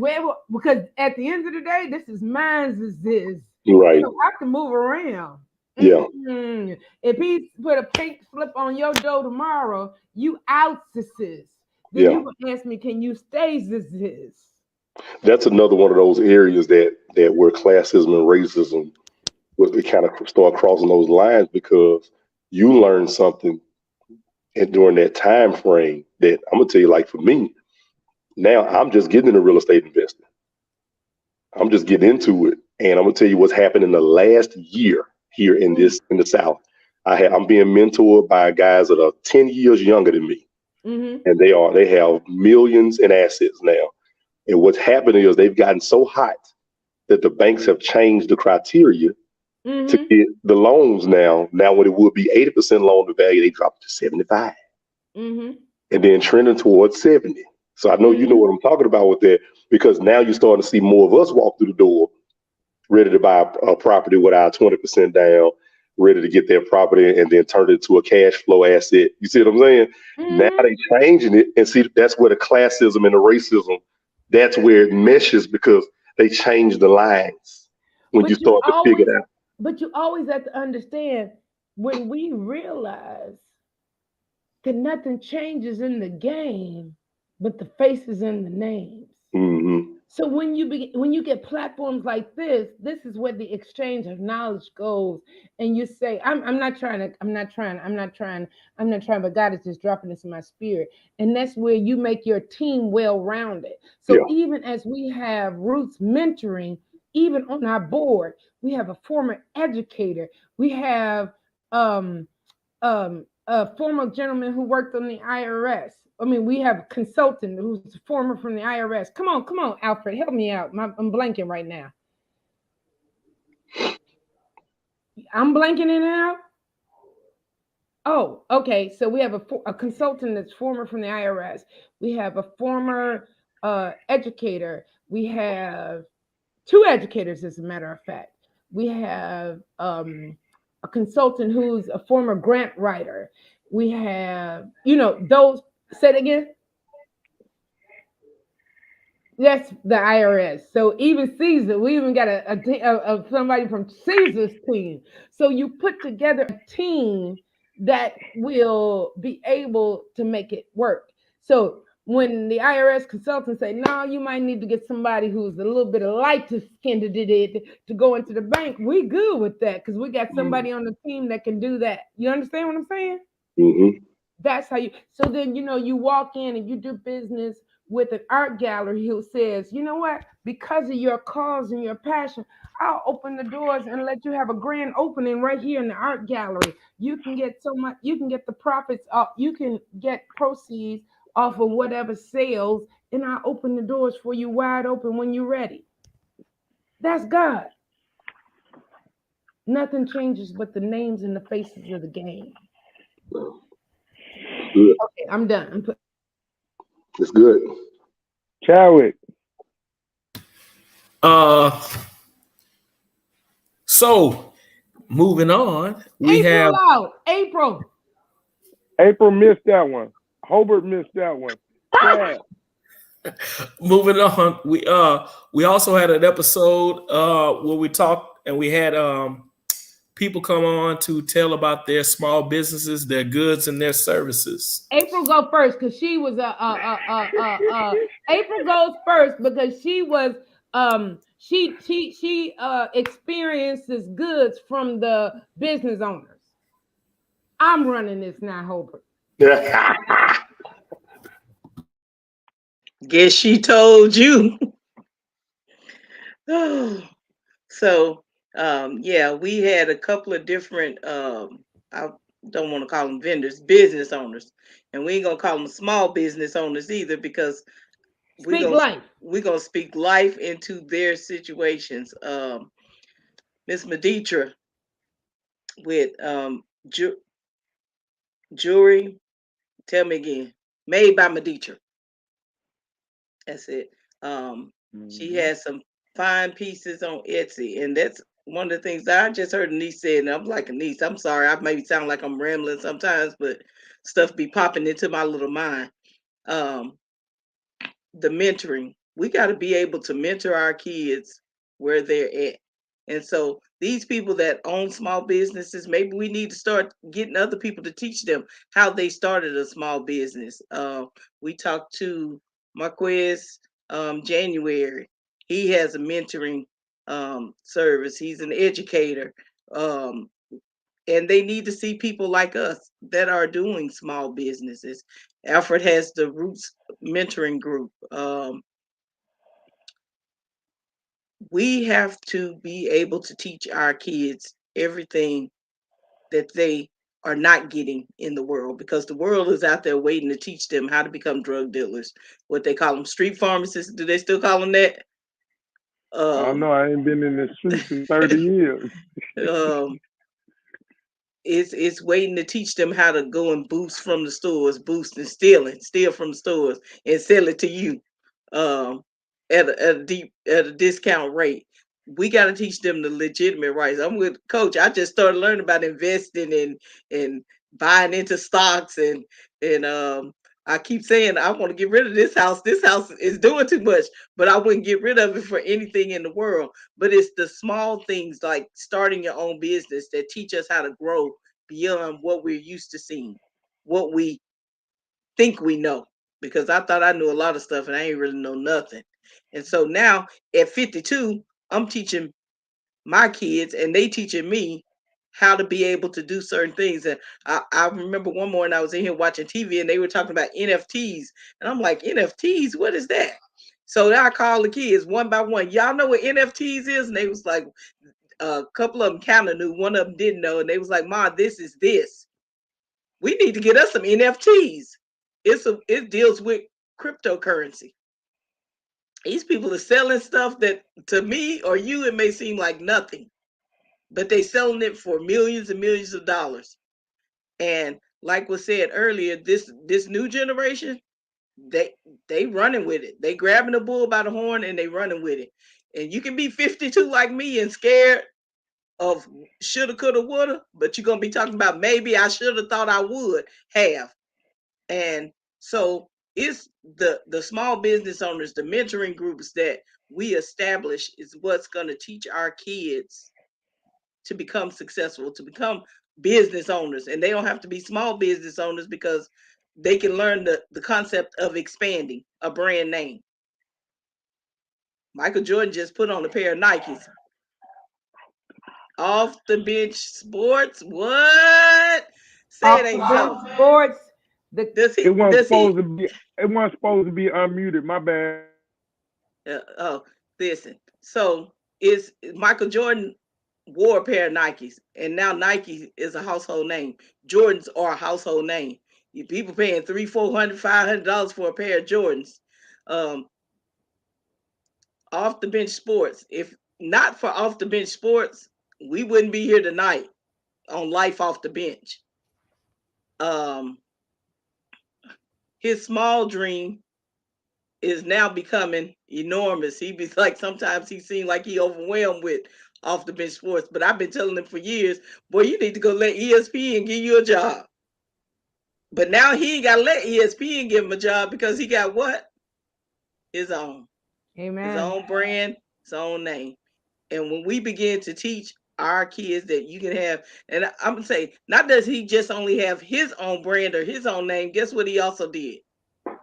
He created a brand for his who? Son. Crazy. And so now we're teaching legacy and generations to be able to go forth. My ministry, Healing Hands Ministry, every one of my kids can tell you about Healing Hands Ministry. So whenever God calls me home and I go to rest, they're going to be able to function and run Healing Hands Ministry in the spirit of excellence in every aspect of Healing Hands Ministry. Whether they want to or not, they're going to be able to pass it on to their children because it's the legacies that we're trying to create and establish.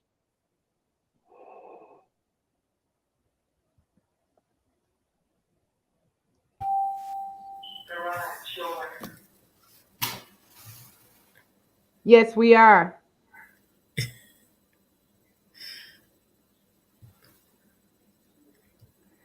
We missed all of that, Hobart. Hobart, you know you're on mute, right? He's not on mute. He's just not talking. All right. You're being silly. Oh, okay. Now, what are you saying? I was just saying, after a whole season, y'all still need me to tell y'all when to go. Okay, well, I'm going to go. My leadership is so embarrassing. No, so I'm going to go. So, go, Sissy. Good evening, good evening, good evening, good evening. like to She finna introduce start you her own show. to. I'm sorry. Huh? Right. Coach, he needs some more mentoring. Can you Good help him? evening. I'd like to Lord. introduce you to Brother Alfred B. Collier Sr. and also myself, Anise Collier. We are the founder and co-founder of the conglomeration of Roots Solutions.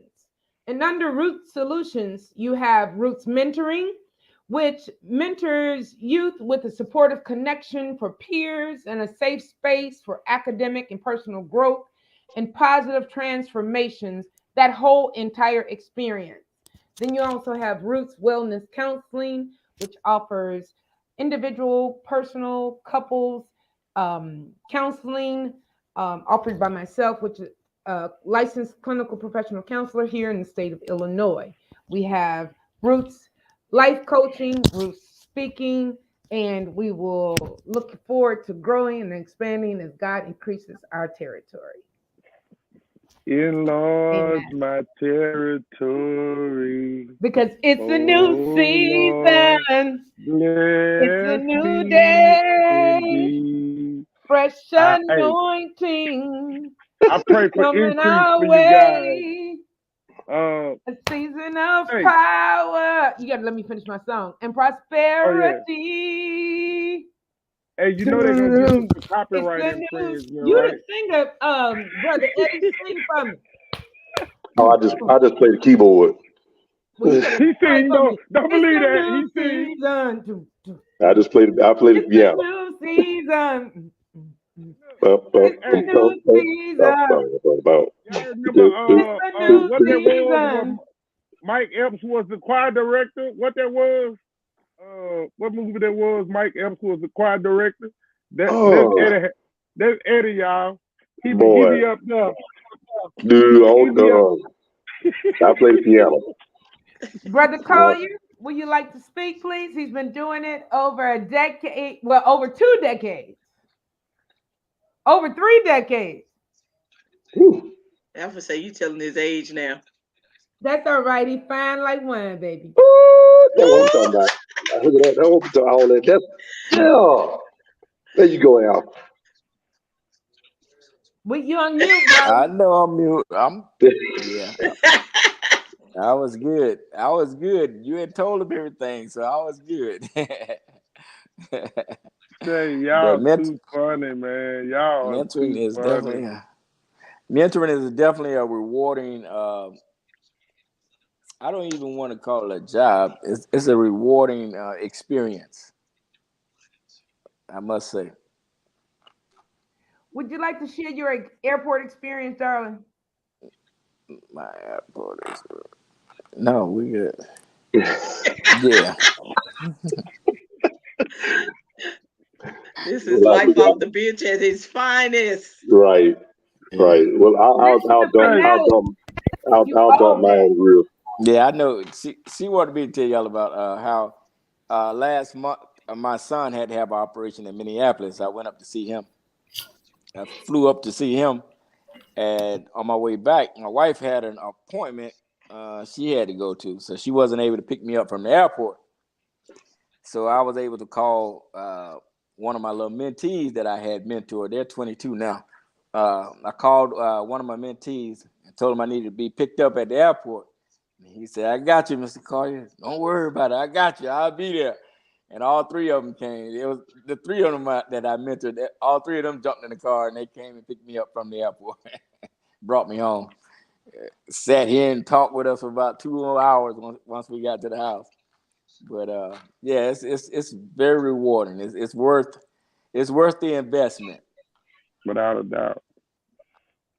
Chad, next subject. Well, this brings us to the last episode. Actually, we had a part 1, part 2 to it. It was dating, marriage, and the fallout of divorce. Wow. So at the beginning and the end of it all, it was a couple of topics that we talked about that I can't even lie, I needed help with, y'all. I ain't gonna even lie. I was just in a really effed up place, and that's what when you realize living life, when you pour your heart into something, if you don't feel a certain way about it after it dissolves, then you weren't really in that shit. I'm sorry. That's just what it is. But it doesn't matter what it is. If you, Eddie, you sideways. If you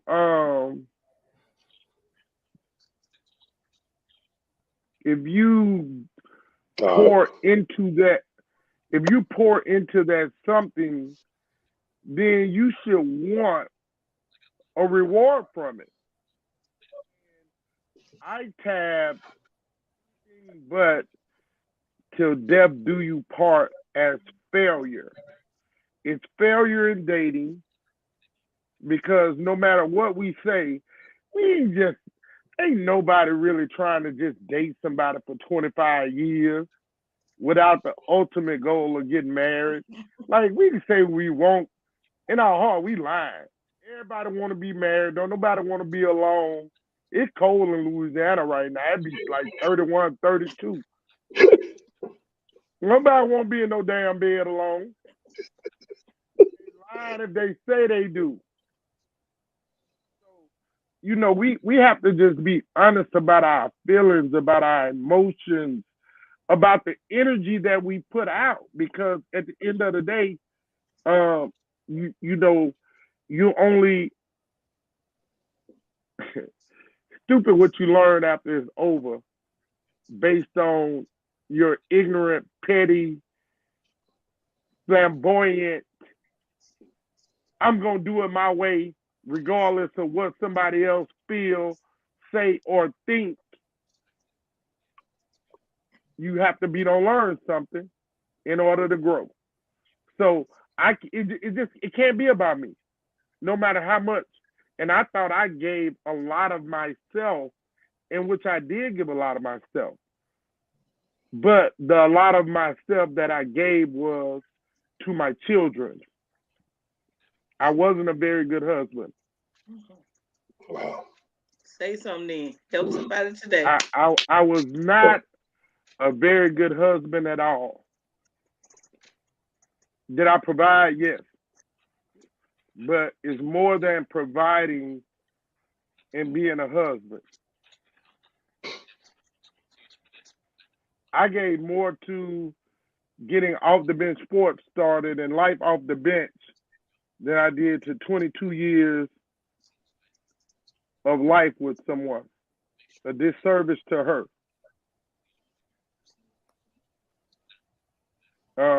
So if you're not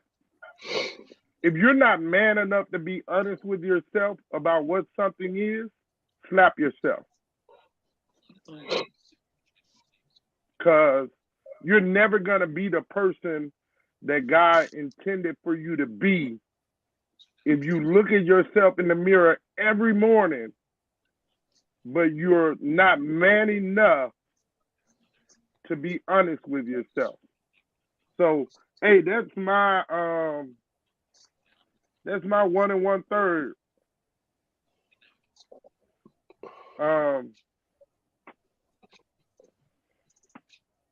Chad, Alfred, April, Anise, Eddie. I think one of the biggest things that I think I said it during the show is, what type of relationship do you want to be in? Do you want to be in a covenant relationship, or do you want to be in a contractual relationship? And I think many times we go into situations and it's, you do something for me, I do something for you. And that's not the type of relationship that's going to last, because you got to keep it up. You have to live up and to whatever contract or whatever standards or means. And guess what? We're flawed people. We're gonna falter, especially if it's not who we truly are. So The type of relationship that's lasting is a covenant relationship. That is one that I'm fully committed to you. You are fully committed to me, and there's no parameters in it. There's no if and when or if and then situation. You're 100% sold out to that person. That person is 100% sold out to you. So I think you have to be mindful of what it is or what type of relationship you're going to be in whenever whenever you commit to a person. Is it going to be a covenant relationship, or is it going to be a contractual relationship? Alfred. I got you. Yeah, I'm gonna repeat what I said that night. Oh, shit. And that was two. And I'm gonna give you two other things I said that night. And that was first, it starts in the beginning. And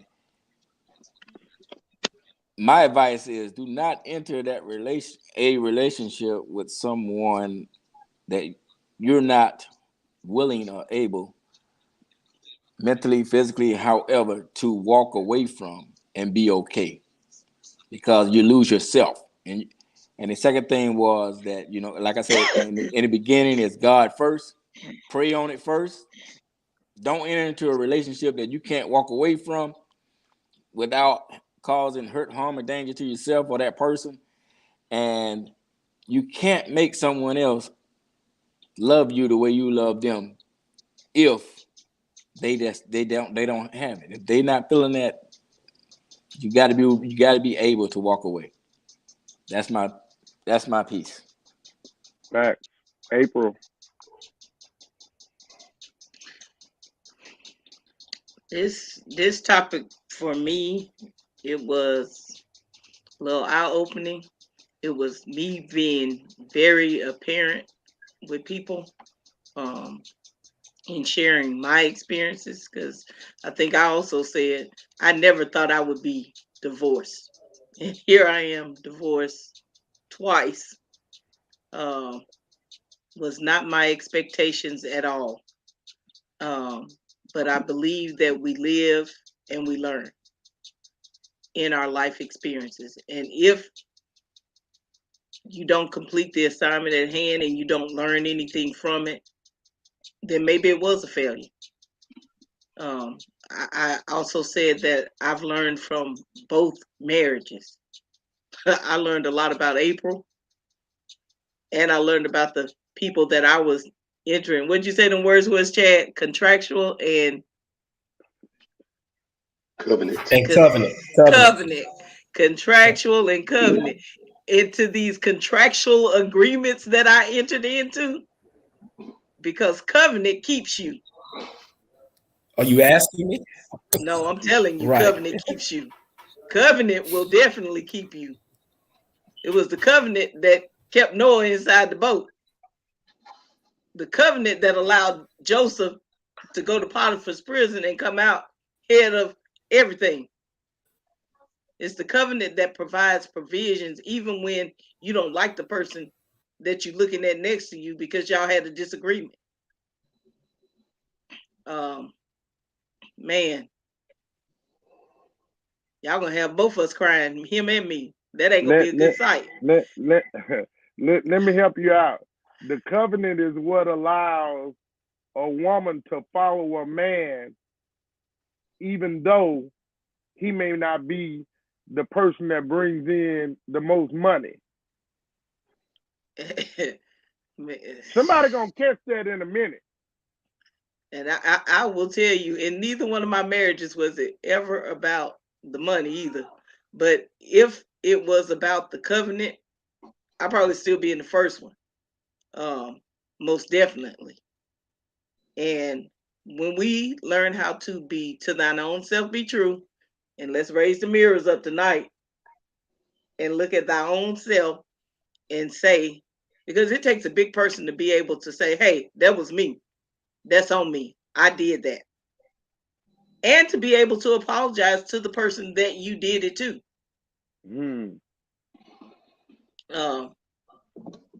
We're not always right. We can all make mistakes. We all do make mistakes.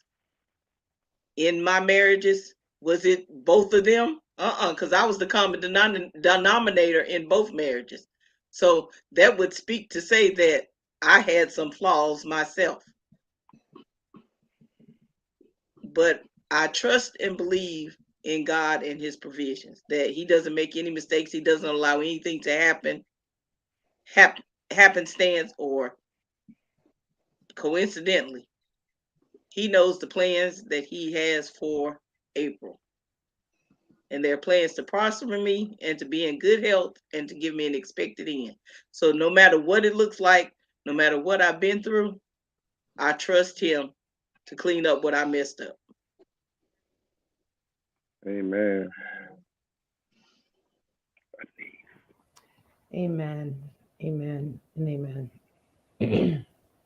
I said something the first time that we did the show, and that was my full transparency, and that was that this is my second marriage with my husband, and not my second marriage to him, but my second marriage that I've been in. And the blessing has been that the first marriage I chose, this marriage, God ordained. And so, in understanding that, the dating, the marriage has been just that, God ordained. When you move out of your own way, from blocking your own blessings, and let God have his way, then all things will work for your good.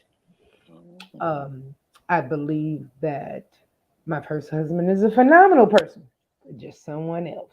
It wasn't me. You know what the song say? It wasn't me. um, I think that when you go through that process of dating, that it does have a desired end, as Hobart said, but that desired end should be God inspired, God led, God directed, God guided, and God speaks. And so, if you are His servant and you are listening, He will give Right. you signs, miracles, and wonders for Right. you to pay attention to. If you do not, then you cannot blame God for your mess. Um, but God is loving, He is kind, He is caring, and He will pick you up, dust you off, and allow you to start again. And He is a God of second, third, fourth, fifth, seventh, 11, 12, 13, 14, 15, 20,000 chances. And He is such a loving God, full of unconditional love, and His blessings forever, ever, ever overflow. And I'm a living witness that love does exist for us all. And it's through it all, in the covenant relationship with God first, and God is the head of your marriage, that God will do and can do all things. Do we smile at each other all day long? Does he always go, "You're wonderful, you're fabulous, you whatever"? And I go, whatever. And I know under his breath he be thinking, but he is the guy you see is the guy he is. I have dozens of roses, candies in every room. And yes, I'm saying it for the world to hear. I am not ashamed. He is that, as Kobe said, he is that dude. I have so many cards that I have to collect like 12 cards, take them, put them down. And by the time I can take them down, he got 12 more coming. Yes, he's that dude. He does not let me forget how much I'm loved, how much I am. When I'm sitting there, can't get right, trying to put a word sentence together, paper together, haven't eaten. He's walking in there with a tray. I said, "I'm not ready for it yet." And he sits the tray there, forces me to eat. He's that dude. Make sure I'm taken care of. And I do the same for him. What we eating tonight? I might not be able to cook it, but I'm gonna call. I'm good at. I could. I order reservations. I order dinner, but we take care of each other. Our goal is to loving each other. We take care of each other because it's a covenant relationship. We pray for one another. I said, say prayers for me. I got you covered. Keep your head on the swivel. Come on, I got you prayed. Say traveling grace and mercy. God bless you. Peace and blessings. That's the covenant relationship. Does that mean that sometimes we don't agree? Absolutely. But we agree to disagree because it's respect and love. Mhm. So, with that being said, if God is in it, what God put together, let no man, no credit card, no bill, no Amazon delivered to the house every day, all day, 2, 3 times, 4, 5, 6, 7, 8, 9, 10 times a day. No 1,000 gazillion pair of shoes coming to the house. What you order again? I'm sorry. I got twisted. Let none of that pull asunder. Amen. Amen. Amen.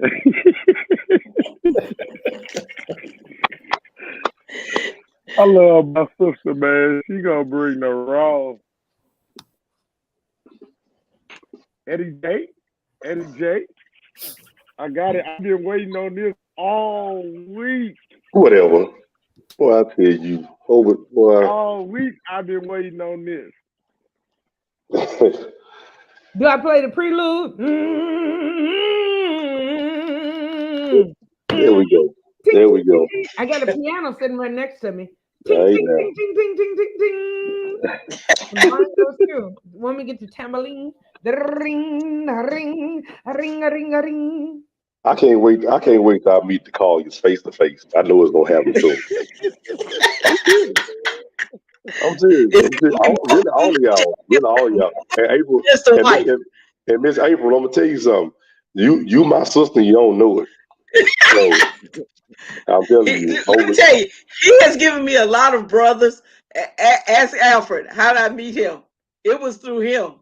Yeah, I'm He telling has you, given man. I'm telling you. But without share, my wife and I, we made 20 years December. And I'm 41 years old. So people like, 20 years? Yeah, we got married in college. I married in college when I was making $400 a month. You hear me, Mr. Alfred? You know about that? $400 a Oh month. yeah, Yeah, that's right. we lived in my dorm that room. definitely wasn't about the money, was it, Denise? Man, look, we lived in my dorm room for the last 2 weeks of the semester, and then we stayed with my pastor for a month, waiting on our apartment. Yes, sir. I'm talking about now. I'm telling you, we got it out the mud. Got out the mud. And fast forward 20 years later, I'm able to cancel a tournament. And Hope to tell you, I don't cancel my basketball game. I canceled a tournament at Parkway, Hope, remember, to take my wife to Miami for 4 days in the middle of basketball season. Now you tell me, I'll tell y'all, yes, I have grown because I wouldn't cancel no basketball for nothing. I'm sharing that because that is what I've learned that I'm supposed to do as a husband when it comes down, when it says husbands love your wife as Christ loved the church. And what that means is giving your life up for your wife. That's the part that we don't live in that era anymore. That We don't part. live in That part. we don't live in that era. Give up your life for your wife. So that means that every goal, every dream that I have, everything I say I want to do does not matter if I'm not doing it for my wife. I ain't saying my kids, for my wife. My real estate investment that I'm starting now is for her to have the option to still nurse if she wants to. That's what it's for. It's not so I can just rake in a whole bunch of money instead of retirement. It's for, babe, all right, we're doing good, doing a little better here.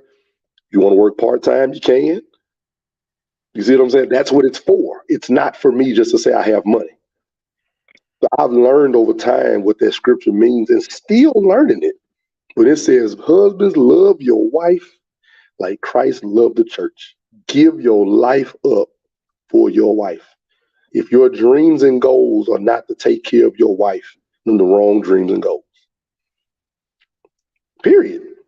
I don't care how much money you make. Billionaires, you philanthropists, and you give all this money to folks everywhere and all this. It don't matter if it's not for your wife. Now that right there, I know I'm in the 1% on that, Alfred. Brother Alfred, I think you in that 1%. Thank God for your brother. Now, exactly what was said by Miss Anise earlier about people understanding that every day is not flowers and peaches and cream. The thing about it, that's what makes it a relationship. You choose what you put up with. Like I'll do something small and petty. I never liked the woman that smoked. Okay, that's my choice. You see what I'm saying? That's my choice. But if she took a little sip, that was okay. You see what I'm saying? That's petty, but you choose what you deal with. That's the part that you understand because you're not perfect. They're not going to be perfect, but you do choose what you put up with because you're going to put up with something because you're both human beings. You're flawed. And what I don't like is to hear singles on both sides and talk about, I want this, and this. And I'm looking at you like, you crazy. How you going to get all that? You're not even going to attract all that you say you want to. We got to be realistic when it comes down to that. And don't the have other the thing, magnet power. Come on, somebody. no magnet power. There you go. So the other part is that I throw in too is something that's vital.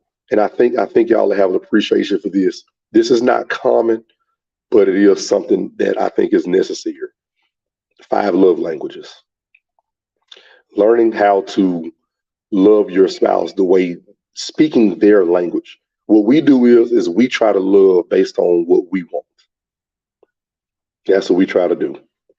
So for me, mine is words of affirmation. That's mine. And my wife's, her number one is quality time. So that means what do we have to do? We got to speak their language intentionally. If I love you, I got to speak the language that you want. Period. I don't care how I feel.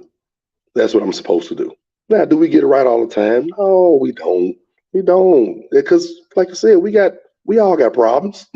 But that's what makes it a relationship. The highs and the lows. That makes it a relationship. Right now, like I said, this conversation that we're having it's not common, but the Bible isn't common. It's not common. It's only for a peculiar people, a remnant. A small number of people are going to hear what the Spirit is saying. And we have to allow the Spirit of God to speak in people's lives. And when that comes down to our relationships, like I said, I don't have everything down, Beck. I don't. But I thank God for being in 2 churches. The last 2 churches I've been a part of in the last 20 years have made us invest in our marriages with retreats, with marriage conferences, with books to read, with studies that we do so we can try to do better. And I think that's one of the things that we have to do. But it starts with husbands, love your wives as Christ loved the church. And guess what? She know how to love you back. Hey, deuces. Come on, Hey, come on. hey, so Amen. Finale is Amen. off the Amen. chain. Just Amen. we, Amen. I knew bringing you on was gonna be different. From a we heard it from a male divorce perspective, a female divorce perspective, but what is learning bad without hearing good? And so you have to be able to hear life from both sides of the coin. And if you don't, Chad knows I say this a lot, the worst thing you can do in the world you can do is piss in the wind. Because at some point, the wind is going to blow back on you. On you. Pissing in the wind is one of the worst things in the world you can do because you only hurt yourself. And so this marriage thing, this life equality thing, we if you aren't willing to give the love you want to receive every day, stay single. You're gonna have a lot of worry-free days if you can do that. But Eddie, we're gonna have you on the show to really host because I know you did the research. I know you did the work, and we are not gonna let that work go in vain. So when season 2 comes, and we're just gonna add you, man, I'm just gonna say it, man. We need you on the panel, man. We need you on weekly panelists, and everybody on here is a part of the group message. You know, I just said that was last week or the week before that we need to add 2 more panelists. I really want to add another male and female panelist because it seems like a lot sometimes, but this week somebody may not be here. Next week another person may not be able to be available, and we need all these voices. In my head, I need these voices in my ear. I depend on you guys to be my sanity, and so again, hope you and Latangela can find it in y'all schedules to stop being passerbyers and come on and join the panel. Latangela got great. Outright, Hobart. You asked Eddie J. Hamilton. Not that she called the whole name. If I knew it, it's probably James. Eddie James. Is that it? Nah, not quite. Okay, well, I was going. The preacher. That's pretty cool, though. It's pretty cool. Okay. Nice ring to it. I'm gonna say Eddie James. That's gonna be my name. Eddie James. Eddie James. Lord have mercy. Brother Hamilton. You think you and Miss Tangela can come on the show and be host on here? Let me get to the point because these are too long. Yeah. See, I was gonna do the preacher. I was gonna do the preacher call. Guest host. I was gonna do the altar call. Altar call, April. Altar call. We have an altar call at the end of the show. I was gonna put that in the message. The first invitation is for you to come and join the show. In your heart, because you have added value to our show. And what it does is, and what Hope is trying to say is that he appreciates the value that you add not only to his life, but to the vision that he has for this show. And when you are a part of this show, it adds to the fit that we have. And somehow when you come on, it's just like, bing, that you're a part of who we are in terms of our personalities, the way that our ideals seem to flow, even if they don't necessarily agree with one another, but it fits into the tangent of what the conversation is. So he would appreciate it if you join the show. So if you want to pray on it, just say thank you, Jesus, and yes. I need quality people. Again, not that I love the panel that we have. I think it's a great crew. But again, if you don't get better every season, you may get canceled. I'm just trying not to get canceled. Try not to get canceled. That's all. You know, one day we gonna be on the big screen, and the views gonna matter. Mm-hmm. And so I need the best possible crew. So. Hey, y'all, I know some of y'all Baton Rouge folks on here watching because it's been our numbers been going up every episode. Numbers going up every episode. Somebody screen record this and send it to Latangela. What I'm gonna do is I'm gonna let you. I'm gonna let Hobart. I'm gonna let you talk to Tanya. All right, I got that. You know, I got that. I'm cool with that. I'm gonna let you talk to her, man, and I'll definitely love to. I enjoy it. I really do enjoy it. In fact, till I can come and bring her some lunch at work tomorrow. Since I'm being the Port City area tomorrow. Which game you coming through? Shreve? Hey, I can't tell that secret yet. Okay, we're still live, Hobart. Let's be mindful of the time. Each show is not 2 hours, too. Each show is about an hour. But since he's trying to seduce and seduct you into being on the show, this is parlayed over into Latangela, who's not here. Let's stay focused right now. Eddie just said yes. So since we got our yes, let's keep moving. Okay, you can do Latangela offline. Hey, you guys. So I guess that means it's time to get off here. No, So it's time for us all to have our final thoughts. Okay, I'm gonna let everybody have final thoughts, and I'm gonna go last. Chad, Anise, April, Eddie, Alfred. Hobert, say what you got to say. Say what you got to Now say. everybody can get. It's the end of season 1, the season finale. It's only fitting that everybody get a say. So Chad, Anise, April, Eddie, Alfred, and then I'll go last. How about that? All right, Super Bear. He just Chad, you got 30 seconds. Go. Final thoughts. This has been a wonderful experience. Life off the bench, where we talk about real topics every week. Also, if you don't get anything out of this, know that communication is very important. Effective communication is very important in handling any and every one of these topics that we've covered. You seriously gonna stick to 30 seconds? 30 seconds. Go, Anise.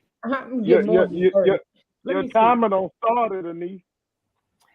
I am so grateful and so appreciative for having this opportunity and invitation to be a part of this groundbreaking podcast with this phenomenal panel. The topics that we have covered have just been awesome. I appreciate your viewership. I appreciate just being here to hear, respond, participate, reflect, and learn of my colleagues and panelists. And it has truly been a blessing from God, how I've been imprinted, even when I wasn't feeling well, to have the opportunity to chime in through YouTube comments. And I'm going to miss it on our break, but understand that life happens. And so I'm looking forward to season 2. I'm looking forward to the viewers. I'm looking forward to the topics. I'm looking forward to it all. And wish nothing but the best for our visionary, Hobert D. Grayson III. Booyah! Ooh, I didn't even want to do life off the bench. And you just can't tell. You just can't even tell him no. Like, he was like, man, you gotta do this. I was like, I don't want to do this. I don't like talking on TV, on the telephone. I don't want to do that. But I will tell you that life off the bench this season has been phenomenal for me. I appreciate my little brother for even thinking that I was worthy to be able to participate on this panel. I know some brothers and sisters that don't even talk to each other. So, for him to include me into this, I'm grateful. And this is the one thing I have not heard all season. And every time I watch a YouTube video, guess what they say? Like, subscribe, share to Off the Bench Sports, Life Off the Bench. Put us out there. Put us on the map. You will get real life experiences from real life people who don't profess to have everything down pat or perfect, but we're striving towards perfection. Right. We're willing to learn, and we're asking that you learn with us. This season has been great. I'm looking forward to next season. We'll perfect some stuff, work some stuff out. But again, like, subscribe, share. Off the Bench Sports, Life Off the Bench. Eddie J. Well, I just, I appreciate you, Doc. I appreciate you. I mean, like I said, it's just, I'm kind of like your sister April, and then Miss Anita, I appreciate you also for sharing what you did earlier. I just live my life, man. Hope to tell you, I try to do the best I can. I try to make the best decisions I can and live it out in front of people before I talk. And, to have somebody like him, we met in 2017 in Baton Rouge, and it's like we've been brothers ever since. It's like it wasn't like a growing process. It was like we were brothers from the get-go. He told me his vision, and he heard mine, and we just connected. And to watch how this has grown up to this point, I have this mindset when it comes down to life off the bench. I have zero doubt zero doubt. And you keep going with this. This can go further than what you even dream. And just to be a small part of that, it's an honor. I don't take it for granted at this stage of my life. And to be able to meet all of you here, I mean, it's just an honor. It is so much fun to get a chance to listen to your perspective and insight, and then we all be able to agree and disagree on things. But like I said, but that's relationships. You know what I'm saying? Because I think we all have the same mindset when it comes down to wanting to help people, to be the best we can be, and then to help people. So I'm down for it, and I'm looking forward to the journey and looking forward to the growth. And keep doing what you're doing, man. I know if you ain't got nobody else praying for you, you got us praying for you. And yeah, we looking forward to it, man. Keep doing what you're doing. Let's keep going. All right. Hey, can I say your middle name? Yeah, I'm proud of it. Oh no, I'm talking to the guy to your immediate left. I'm talking to Oh, the guy okay. to All your right. immediate left. All right. Can I say your middle name, big bro? Just playing. Go ahead on, bro. You play too much, Alfred. All right. I appreciate this, Brother Hobart, little brother. Yeah, forever. Life off the bench. Life off the bench for me has been a conversation with real people with real experiences, speaking about real solutions. Wow. One thing I want to leave y'all with is keeping God first, and a quote from Martin Luther King Jr. That's freedom is never voluntarily given by the oppressor. It must be demanded by the oppressed. And that's how we get there. Appreciate it. Thank you. Wow, that was it? That's all I get? That was Hey, what else boy, you want? he already said enough right there. I'm saying that's Unless you want to be oppressed. Man. No, Man, y'all he don't just know spoke life Alfred into like you. I know Alfred. I was Hey, expecting a super word, but I'm gonna take that because that was that was a lot. But Let me tell you. boy. Now I was expecting. I had my whole Richard Allen's paper here to read now. If you want me to go over the whole Richard Oh, that's Allen. okay. Now you've already given up your time. You stayed under 30 seconds for one. You followed the rules for one. I can take the rest of his. That's okay. That's okay. What do you mean? Okay. I get his overflow. He's my covering. His overflow comes to me. Remember that. Don't you ever never forget that, honey. Yes, ma'am. Yes, ma'am. Yes, ma'am. One band, one sound. That's the Colliers, okay? Y'all got too much time on y'all hands. Y'all got too much time on y'all hands. Too much time. Man, so I wish she was here, still on the show, because she was a major influence in this as well. She had to dart out Shapri Barnes. She is our finance expert.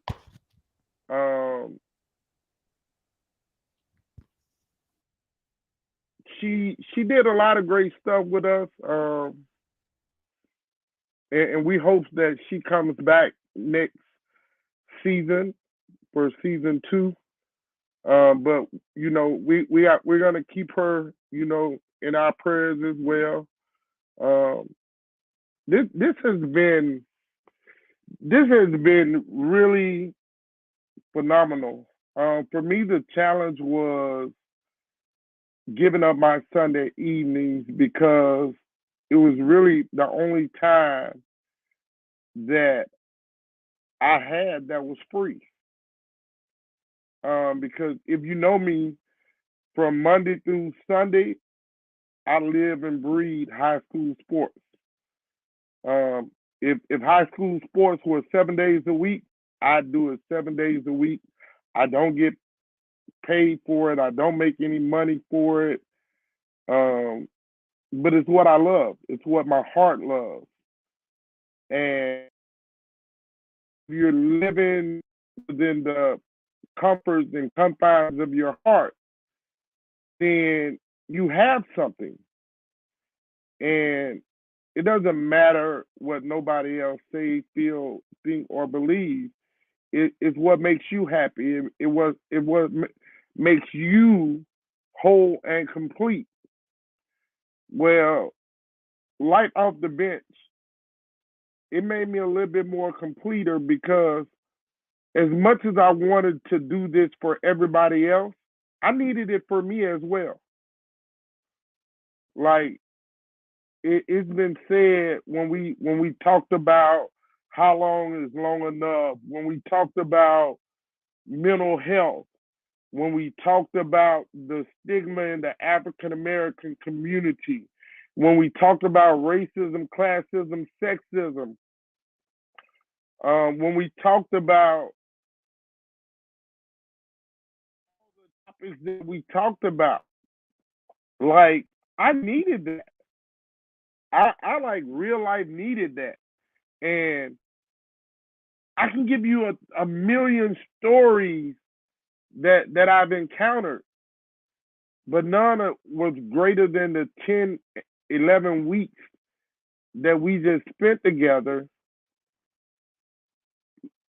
learning about life, learning about one another, sharing experiences, sharing dreams, sharing stories, and it was phenomenal. And I remember thinking while the first episode was going on, I said, man, I'm so unpopular. We may only get one view. And that was the one that I did from my phone. And we ended up getting about 13 views, I think, from the first episode. And then it went to 23.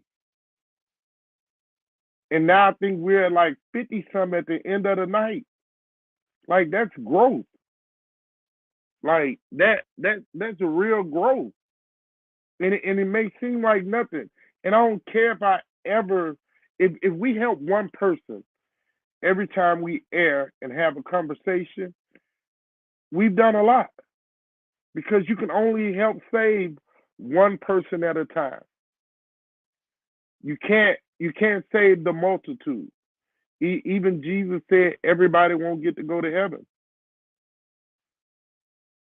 You can only help who wants to be helped. You can only save who wants to be saved. And so, man, you guys, and I'm not talking to the panel right now. I'm talking to the people that have came back and watched every single week. Ms. Young, Coach Young. Coach Young. Eddie, tell me her first name again. I'm having a malfunction. Evangel, old coach. Mioka. Mioka. Yeah, Mioka Young. Yeah, we grew up together. Mioka Young. Mioka Young, since episode 1, she's a big Twitter fan. Almost everything I posted about life off the bench, she retweeted. So that means a lot to me. It's not the things that happen in the light that should bother you. It's the things that happen in the dark that you don't know about that will kill you. And so I kind of stole my sister's mantra, her slogan, her motto, and no, nothing's the motto with me. To thine own self be true. Lead with love and love out loud. From the Life Off the Bench panel as a heirling of Off the Bench Sports. Thank you guys from the bottom of my heart, the people that come on and watch every week. Also, another person that I know that again, if the comments were working, I guarantee you she's watching, and it would be a disrespectful for her to be an advertising sponsor as well as a faithful viewer, and me not show her the love and respect that she's due. Made by Meditra. She's just, you know, she's sponsored a couple of shows. And you know, again, the contribution may be minute to others, but it was everything to me. You know, I wanna show some love to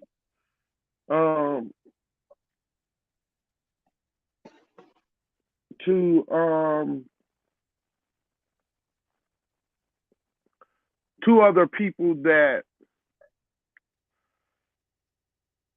since week 2, they've been on showing love every week since week 2. And that is Kiana and Pierre. Pierre and Kiana. They're a couple. But they've been on learning and just like I get a text from Kiana after every like couple of Sundays. She texts me and she was like, "Hey, what the show topic is this week?" And again, you know, may not mean nothing to anybody else. It means the world to me. So I think we're gonna be off for 4 weeks.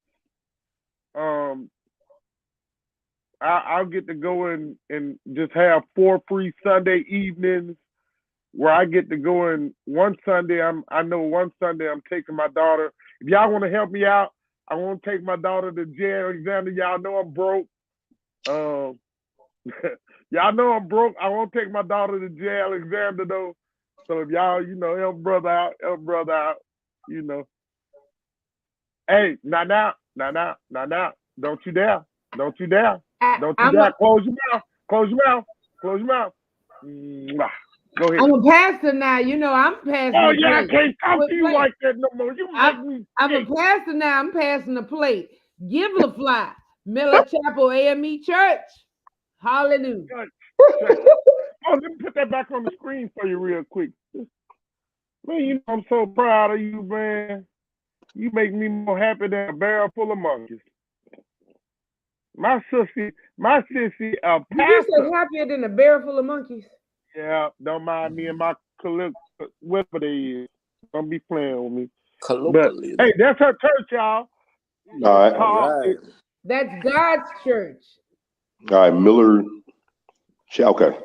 Oh, y'all wait 1 second. I'm about to tell y'all the name of her house of worship.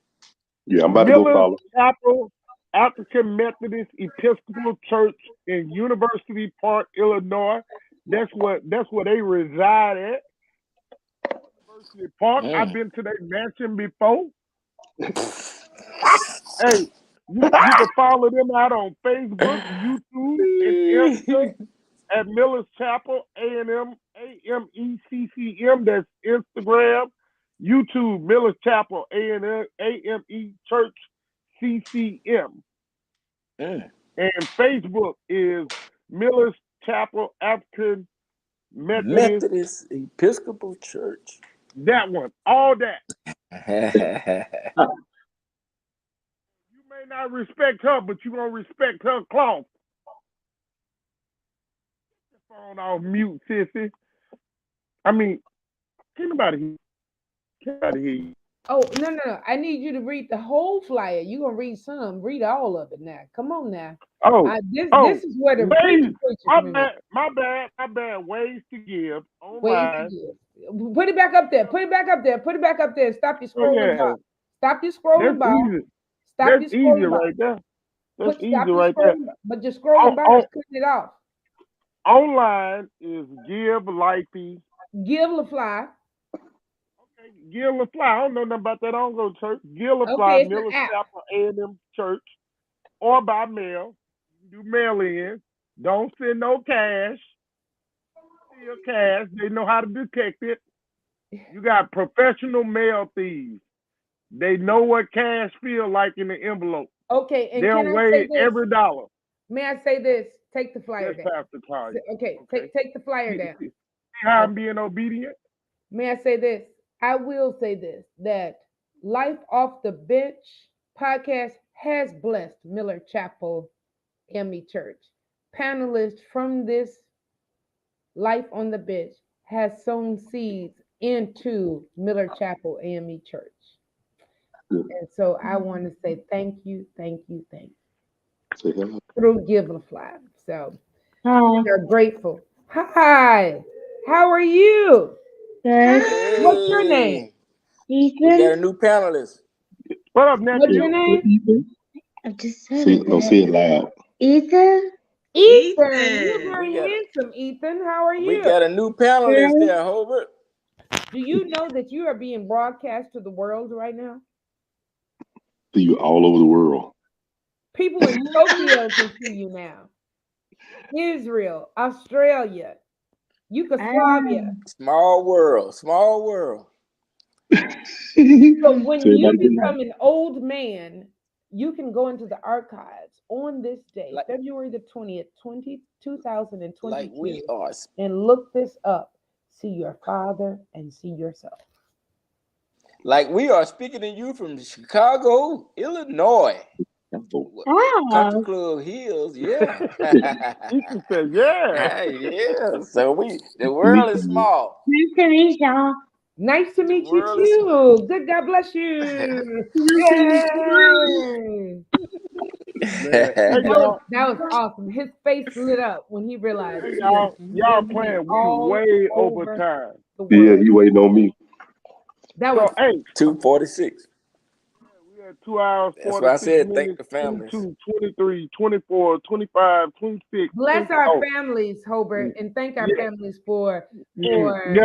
Thank the Colliers for being a part of this and giving up their All Sunday. the families. Chad, Thank the Chad families. and Chad and Anitra, April. and all their all our families, because they've had Yeah. to be, through all this. Right. Cause yeah. Jerusalem, mwah. I love you, niece. April, what we gonna do with him? The families. I'm thinking the families individually. Not just us, but our families, all of our families that have had to be. You saw Eddie's son there. He waiting on Eddie. Eddie just told you his son was waiting on him to get off the podcast. His family. Thank y'all, the Hamilton family, right? The families that had to be on pause while the we Wilsons participated. that The deal. Wilsons. Thank you, now that he's moved in the and house, Jason he's and commandeered Anitra. the whole space.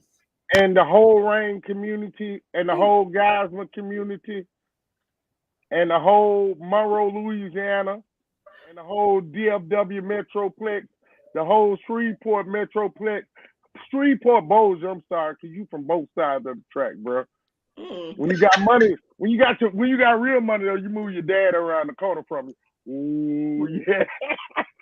Okay, tell Eddie good night so he can go be with his Hey, baby. good night, Tipton County, Georgia.